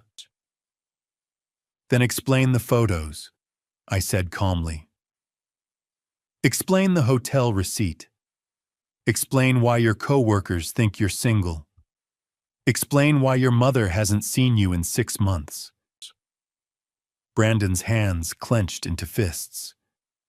You had no right to go to my office, no right to follow me, no right to talk to my mother. I had every right. My voice was steel now, because you're stealing from my daughter. She gave me that money willingly. Under false pretenses. That's called fraud. Brandon stepped toward me, his face twisted with rage. You self-righteous old man. You think you're protecting her. You're destroying her life. No, I said, standing my ground. You already did that. Michelle stood up suddenly, her voice cutting through the tension. Stop. Both of you just stop. We both turned to look at her. She was shaking her arms wrapped around herself, like she was trying to hold herself together. Brandon, she said, her voice trembling but clear. Look at me. He turned to face her, his expression softening, trying to regain control. Michelle, sweetheart, Did you love me? She asked. When we got married, when you said your vows, did you ever love me? Brandon opened his mouth, closed it. For the first time all night, he seemed to be at a loss for words. Answer her, I said quietly. Brandon's jaw tightened. He looked at Michelle, at me, then back at Michelle. And something in him snapped. No, he shouted. No, I didn't love you. Is that what you want to hear? I never loved you. Michelle flinched like she'd been slapped. Brandon was unraveling now, words pouring out in a torrent of venom. You want the truth? Fine, I needed money. I was buried in debt, credit cards, loans, everything. I needed someone stable, someone with a steady income who wouldn't ask too many questions. And you were perfect, Michelle. So trusting, so naive. You believed every word I said. Michelle's face was pale, her eyes wide with shock. And your mother? I asked, my voice cold. What about her? Brandon laughed, a bitter, ugly sound. Not that old woman, she's worthless. I don't owe her anything. She's lived her life. I'm not wasting my money keeping her comfortable in some overpriced nursing home. Michelle let out a choked sob. You're disgusting, I said. Brandon spun toward me. And you're a meddling old fool who couldn't mind his own business. How long? Michelle's voice was barely audible. How long were you planning to keep doing this? Brandon looked at her, and for a moment I thought he might show a shred of remorse. But instead he sneered. As long as it took, another 6 months maybe, until I paid off my debts and saved enough to start fresh. Then I would have left. Clean break. You would have been fine. Michelle's hand flew up and connected with his face, a sharp, resounding slap that echoed through the room. Brandon's head snapped to the side. He touched his cheek, stunned. Then his expression twisted into something cruel. You think you're special, he hissed. You think anyone else would want you. You're boring, Michelle. You work all the time. You're exhausting to be around. I did you a favor by pretending to care. That was enough. I stepped between them, putting myself in front of Michelle. Get out. What? I said get out of my house. Now. Brandon's eyes narrowed. You can't throw me out. Michelle is my wife. Not for long, I said. By Monday morning, she'll have a lawyer. By the end of the month, she'll have divorce papers. And if you're smart, you'll sign them without a fight. Because if you don't, I'll make sure everyone knows what you did. Your office, your clients, everyone. Brandon's face flushed red. You're bluffing. Try me. For a moment, we stood there locked in a silent standoff. Then Brandon laughed, cold, hollow. Fine, he said. So keep her. She's not worth the trouble anyway. He grabbed his jacket from the chair and headed for the door. But before he left, he turned back and looked at Michelle one last time. Good luck, Michelle, he said, his voice dripping with mockery. You're going to need it. Then he walked out, slamming the door behind him. The house fell silent. Michelle stood in the middle of the living room, staring at the closed door, her body trembling. Then her knees buckled. I caught her before she hit the floor and guided her back to the couch. She collapsed into the cushions, her face buried in her hands, and let out a wail that tore straight through my heart. I sat beside her and wrapped my arms around her, pulling her close. She sobbed into my shoulder, great shuddering sobs that shook her entire body. I'm sorry, I whispered. I'm so sorry, sweetheart. She couldn't speak. She just cried, clinging to me like she was drowning. I held her tight, my own tears burning behind my eyes. On the coffee table, the pearl necklace sat untouched, gleaming softly in the lamplight, a symbol of love and family forgotten in the wreckage of a broken marriage. Michelle didn't speak for 3 hours. After Brandon left, after the door slammed shut and the sound of his car faded down the street, she just sat on the couch in my living room. Silent. Still. Her eyes fixed on the pearl necklace lying on the coffee table beside the scattered evidence of her husband's betrayal. I didn't push her. I didn't ask if she was okay, because I knew she wasn't. Instead, I quietly gathered up the folders, the photos, the receipts, and put them back in the cabinet under the coffee table. Out of sight, but not forgotten. Then I went to the kitchen and made tea. It was something Sarah used to do whenever Michelle was upset. Chamomile with a little honey. Sarah would say it couldn't fix the problem, but it could make the moment a little softer. I carried 2 mugs into the living room and set one on the table in front of Michelle. She didn't reach for it. She just stared at the necklace, her hands folded tightly in her lap. I sat down in the armchair across from her and sipped my own tea, waiting.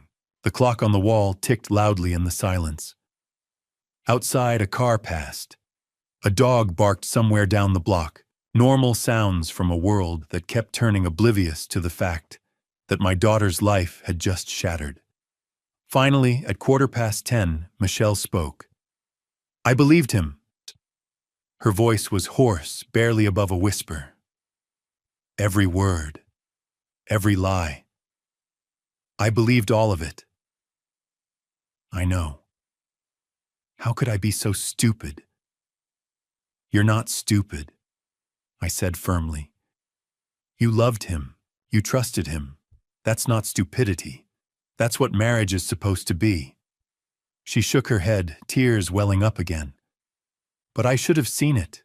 The signs were all there, the expensive things, the trips, the way he always had an excuse when I wanted to visit his mother.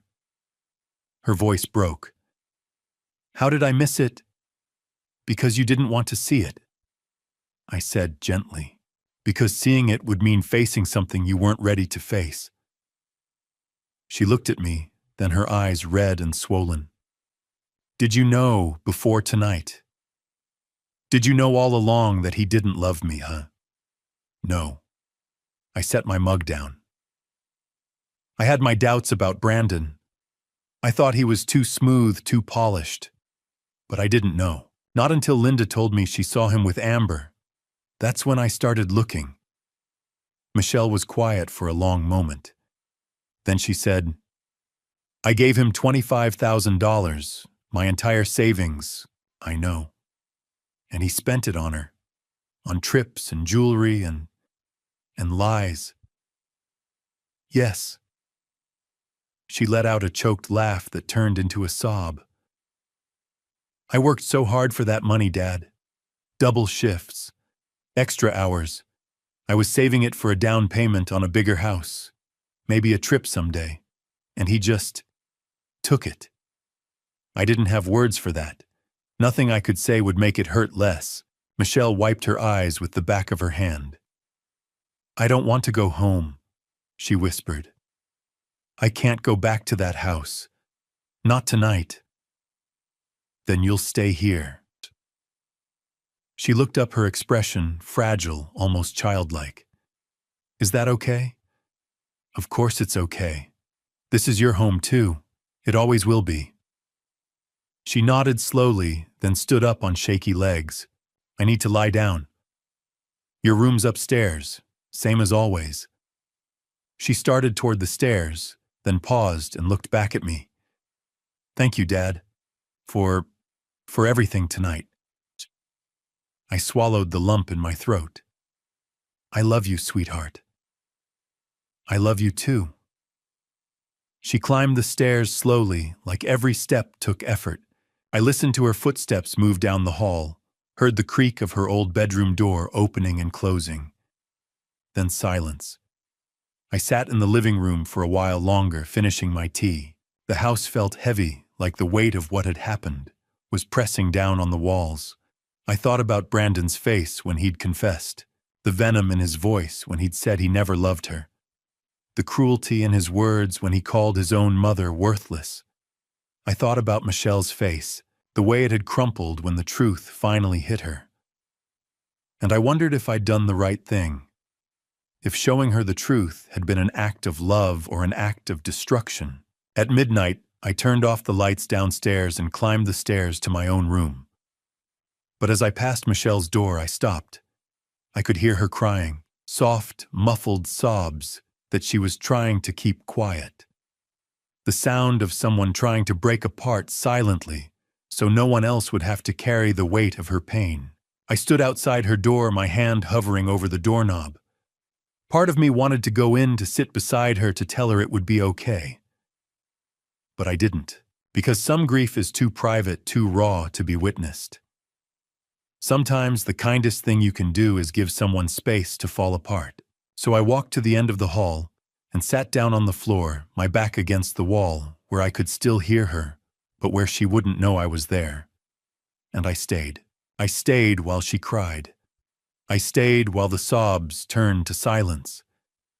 I stayed while the house settled into the deep quiet of the early morning hours. At 2 o'clock, the crying finally stopped. I sat there a little longer, just to be sure, then quietly made my way to my own room. I didn't sleep. I just lay in bed, staring at the ceiling, listening to the sounds of the house, the creak of old floorboards, the hum of the refrigerator downstairs, the distant sound of a car passing on the street outside. And I thought about Sarah, about how much I missed her, about how much I wished she were here to help Michelle through this. At 6:30 in the morning, I heard Michelle's door open. I got up and went downstairs. She appeared a few minutes later, standing in the doorway of the kitchen. Her eyes were swollen and red, her hair messy, her face pale. She looked like she'd aged 10 years overnight. "Morning," I said softly. She didn't answer right away. She just stood there looking lost. "I called in sick to work," she said finally. I can't go in today." "That's okay. Can I stay here?" Her voice was small, tentative. "With you just for a little while." I crossed the kitchen and pulled her into a hug. She buried her face in my shoulder, and I felt her body start to shake again. "You can stay as long as you need," I said. "As long as you want. This is your home, Michelle. Always." She clung to me, and we stood there in the kitchen while the morning light crept through the windows. Outside, the world kept turning, But in that moment in my kitchen, with my daughter in my arms, time felt like it had stopped. And for now, that was enough. December came with cold rain and gray skies. Michelle had been living with me for 3 weeks when I finally convinced her it was time to see a lawyer. On a Monday morning, I drove her to downtown Denver to meet David Richardson, a divorce attorney Marcus had recommended. His office was on 17th Street, all glass and steel. Richardson was in his 50s, gray-haired with a calm demeanor. He shook our hands and gestured to the chairs across from his desk. "Ms. Brooks," he said gently, "I'm very sorry you're going through this." Michelle nodded but didn't speak. I pulled out Marcus's report and slid it across the desk. He stole $25,000 from her under false pretenses, spent it on his mistress. Richardson flipped through the pages, photos, receipts, witness statements. "This is thorough. Colorado is a no-fault divorce state, but this evidence will be useful if he contests anything. And given the fraud, you could file criminal charges if you wanted." Michelle looked up sharply. "I just want him gone. I don't want to drag this out." Richardson nodded. "Understood. I'll draft the papers. We'll ask for the house half the joint account and reimbursement of at least part of the $25,000. If he doesn't contest, this could be done in 6 to 8 weeks. 2 days later, the papers were served. Brandon signed within 48 hours. No fight, no argument. He just signed and sent them back. Marcus called a week later, yet Brandon quit Coldwell Banker, left town. Word is he and Amber moved to Arizona, Phoenix maybe. "Let him run," I said, "as long as he stays away from Michelle." By mid-December, the financial picture became clear. The joint account had $8,000 left. Michelle got all of it. The rest of the $25,000 was gone. Spent, withdrawn, vanished. Richardson tried to track it, but Brandon had moved money in ways that were hard to trace. "We could fight for more," Richardson told us, "but it would take months and cost thousands in legal fees. There's no guarantee we'd recover anything." Michelle shook her head. "I don't want to fight anymore. I just want to be done." By Christmas, the divorce was final. Michelle held the decree in her hands on a cold Saturday afternoon, staring at it like she couldn't believe it was real. "It's over," she whispered. "It's over," I confirmed. She looked up at me, her eyes empty. "Why don't I feel better?" In January, Michelle made a decision. "I'm selling the house," she said one morning over breakfast. "Are you sure?" "Yes. I can't live there anymore. Every room reminds me of him. I need to start over." "Where will you go?" She looked at me hesitant. "Could I stay here just for a while?" "Of course. Stay as long as you want." She sold the house in February. It went quickly, nice neighborhood, eager buyers. The sale netted her $85,000 after paying off the mortgage. It wasn't the life she'd planned, but it was something. Michelle went back to work at St. Joseph Hospital in late December. Her co-workers welcomed her back with quiet kindness. No one asked questions. They just supported her. One of the nurses, Karen, pulled me aside when I came to pick Michelle up after a shift. "She's strong," Karen said. "Stronger than she knows. She'll get through this." "I know," I said, "but it's hard to watch." "It always is." That evening, Michelle and I sat in my living room. She'd been quiet all day, staring out windows, picking at her dinner. Finally, she pulled the divorce decree out of her bag and held it up. "I'm free," she said, her voice hollow. "I legally, officially free. No more Brandon, no more lies, no more marriage." "That's a good thing," I said carefully. "Then why does it feel so empty?" Her eyes filled with tears. "I thought freedom would feel different. I thought I'd feel relieved or happy. But I just feel nothing." I moved to sit beside her on the couch. Because it's not just about being free from him. It's about losing the life you thought you had, the future you'd planned. That takes time to grieve. She leaned her head on my shoulder. How long, Dad? I don't know, sweetheart, but you'll get there. I promise. She held the decree, staring at the official seal, the signatures, the legal language that ended 4 years of her life. I'm free, she whispered again. But it sounded like a question. January came quietly, bringing with it a hesitant kind of hope. Michelle had been living with me for 2 months, and slowly, so slowly, I almost didn't notice at first, she was starting to heal. She laughed occasionally. She talked about work. She made plans for the future. And one morning over breakfast, she said something that surprised me. I want to see Edith. I looked up from my coffee. Brandon's mother. Yes. Michelle set down her fork. I've been thinking about her, about what you told me. She's all alone in that place, and it's my fault. I sent Brandon money to take care of her, and he just abandoned her. That's not your fault. I know, but I still feel responsible. She deserves better. And Dad. Michelle's eyes met mine. Brandon promised her a coat, a navy blue winter coat. I want to give it to her. So that Saturday, we went shopping. We drove to a department store in Lakewood, and Michelle walked straight to the women's outerwear section. She found a beautiful navy blue coat, wool blend, warm lining, simple and elegant. It cost $120. Perfect, she said, running her hand over the fabric. We bought other things too. A soft fleece blanket for $40. A warm scarf for $25. Thick wool socks for $15. Michelle paid for everything herself. I want to do this, she said, when I tried to hand her my credit card. It matters to me. Sunday morning, we drove to Pinewood Care Center in Aurora. I parked in the same spot I'd used months ago, and together we walked inside carrying the bags of gifts. The receptionist barely looked up as we headed down the familiar hallway to room 14. I knocked gently.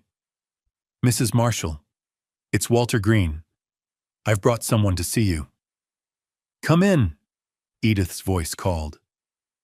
Michelle took a deep breath and we stepped inside. Edith was sitting in her armchair by the window, just as she had been the last time I'd visited. But when she saw Michelle, her face transformed. Michelle, she whispered. Is that really you? Michelle crossed the room quickly and knelt down beside the chair. Hi, Edith. I'm so sorry I haven't come to see you sooner. Edith reached out with trembling hands and touched Michelle's face. Oh, my dear girl, I've missed you so much. Michelle's eyes filled with tears. I missed you too. And I'm so sorry. I thought Brandon was taking care of you. I thought the money I sent was helping. I had no idea he was lying to me. I should have come to check on you myself. I should have... Stop, Edith said, gently cupping Michelle's face. This isn't your fault. None of it. Brandon is my son and I love him, but what he did, that was his choice, not yours. Michelle let out a sob and buried her face in Edith's lap. The old woman stroked her hair, murmuring soft words of comfort. I stood by the door watching them, my chest tight. After a few minutes, Michelle sat up and wiped her eyes. I brought you something, she said, her voice thick with emotion. She pulled the navy blue coat out of the bag and held it up. Edith gasped. Is that the coat Brandon promised you? I know it's late. I know it doesn't make up for everything, but I wanted you to have it. Edith's hands shook as she reached for it. Michelle helped her stand, then gently draped the coat over her shoulders. It fit perfectly. It's beautiful, Edith whispered, running her hands over the sleeves. Thank you, Michelle. Or there's more. Michelle pulled out the blanket, the scarf, the socks. For when it gets cold. Edith's eyes filled with tears. You didn't have to do this. Yes, I did. They hugged again, and I saw something in Michelle's face I hadn't seen in months. Peace. Mrs. Marshall, I said, stepping forward. There's one more thing. Next week, we're moving you out of here. Edith blinked. Moving me. To a better facility. Sunrise Assisted Living, about 20 minutes from my house. It's warmer, cleaner, with better care. Michelle and I are going to cover the cost. Edith looked between us, stunned. I can't let you do that. It's already done, Michelle said firmly. You deserve to be comfortable. You deserve to be taken care of. And we're going to make sure you are. Edith broke down, then sobbing into Michelle's shoulder, thanking us over and over. 1 week later, I drove Edith to her new home. Sunrise Assisted Living was everything Pinewood wasn't: bright, clean, warm. Her room had a large window overlooking a garden, a comfortable bed, a small sitting area. The staff was friendly and attentive. When we settled Edith into her new room, she sat on the bed in her navy blue coat and looked around with wonder. I never thought I'd have something like this, she said softly. Michelle sat beside her and took her hand. You deserve it, and we're going to visit you every week. I promise. As we left that afternoon, I looked back and saw Edith standing at her window, waving goodbye, a smile on her face. Michelle waved back, and when we got to the car, she turned to me. Oh, thank you, Dad, for showing me what needed to be done. You're the one who did it, I said. She shook her head. We did it together. We drove home in comfortable silence, and for the first time since that terrible night in November, I saw something in Michelle's expression that looked like relief, like maybe she was going to be okay. Looking back now, 10 months after that terrible Saturday night, I realized something important about family story. It doesn't just hurt the person being deceived. It ripples outward, touching everyone who loves them. I've learned that trust, once broken, leaves scars that time alone cannot heal. Michelle trusted Brandon completely, and he weaponized that trust against her. That's the cruelest form of family story, when someone you've built your life with uses your love as a tool for their own gain. If I could offer one piece of advice from these dad revenge I've lived through, it's this. Don't ignore the warning signs. Don't let love blind you to reality. If something feels wrong, investigate. Ask questions. Protect yourself and those you love. I almost waited too long, and it nearly cost Michelle everything. But I've also learned something beautiful: resilience. Michelle didn't just survive Brandon's lies, she's thriving now. She's stronger, wiser, more careful with her heart. And isn't that what these dad revenge are really about? Not the pain, but the healing that comes after. Family Story taught us both that sometimes the most loving thing you can do is tell a painful truth.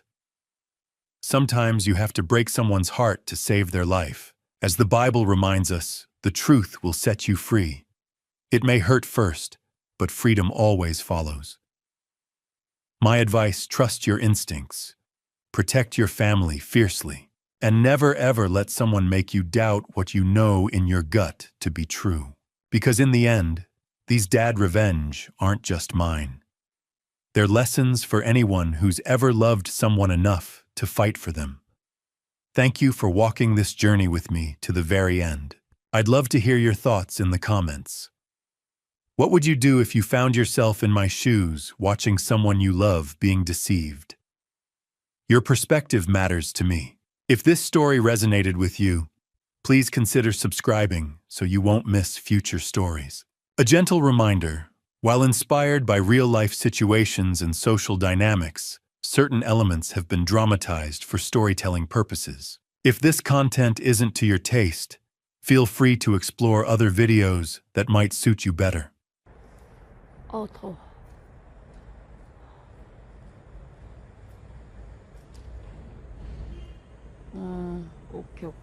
오케이, 알겠어.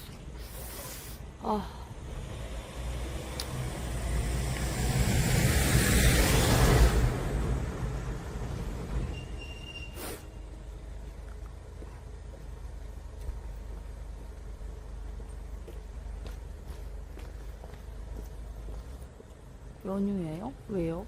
외로워서?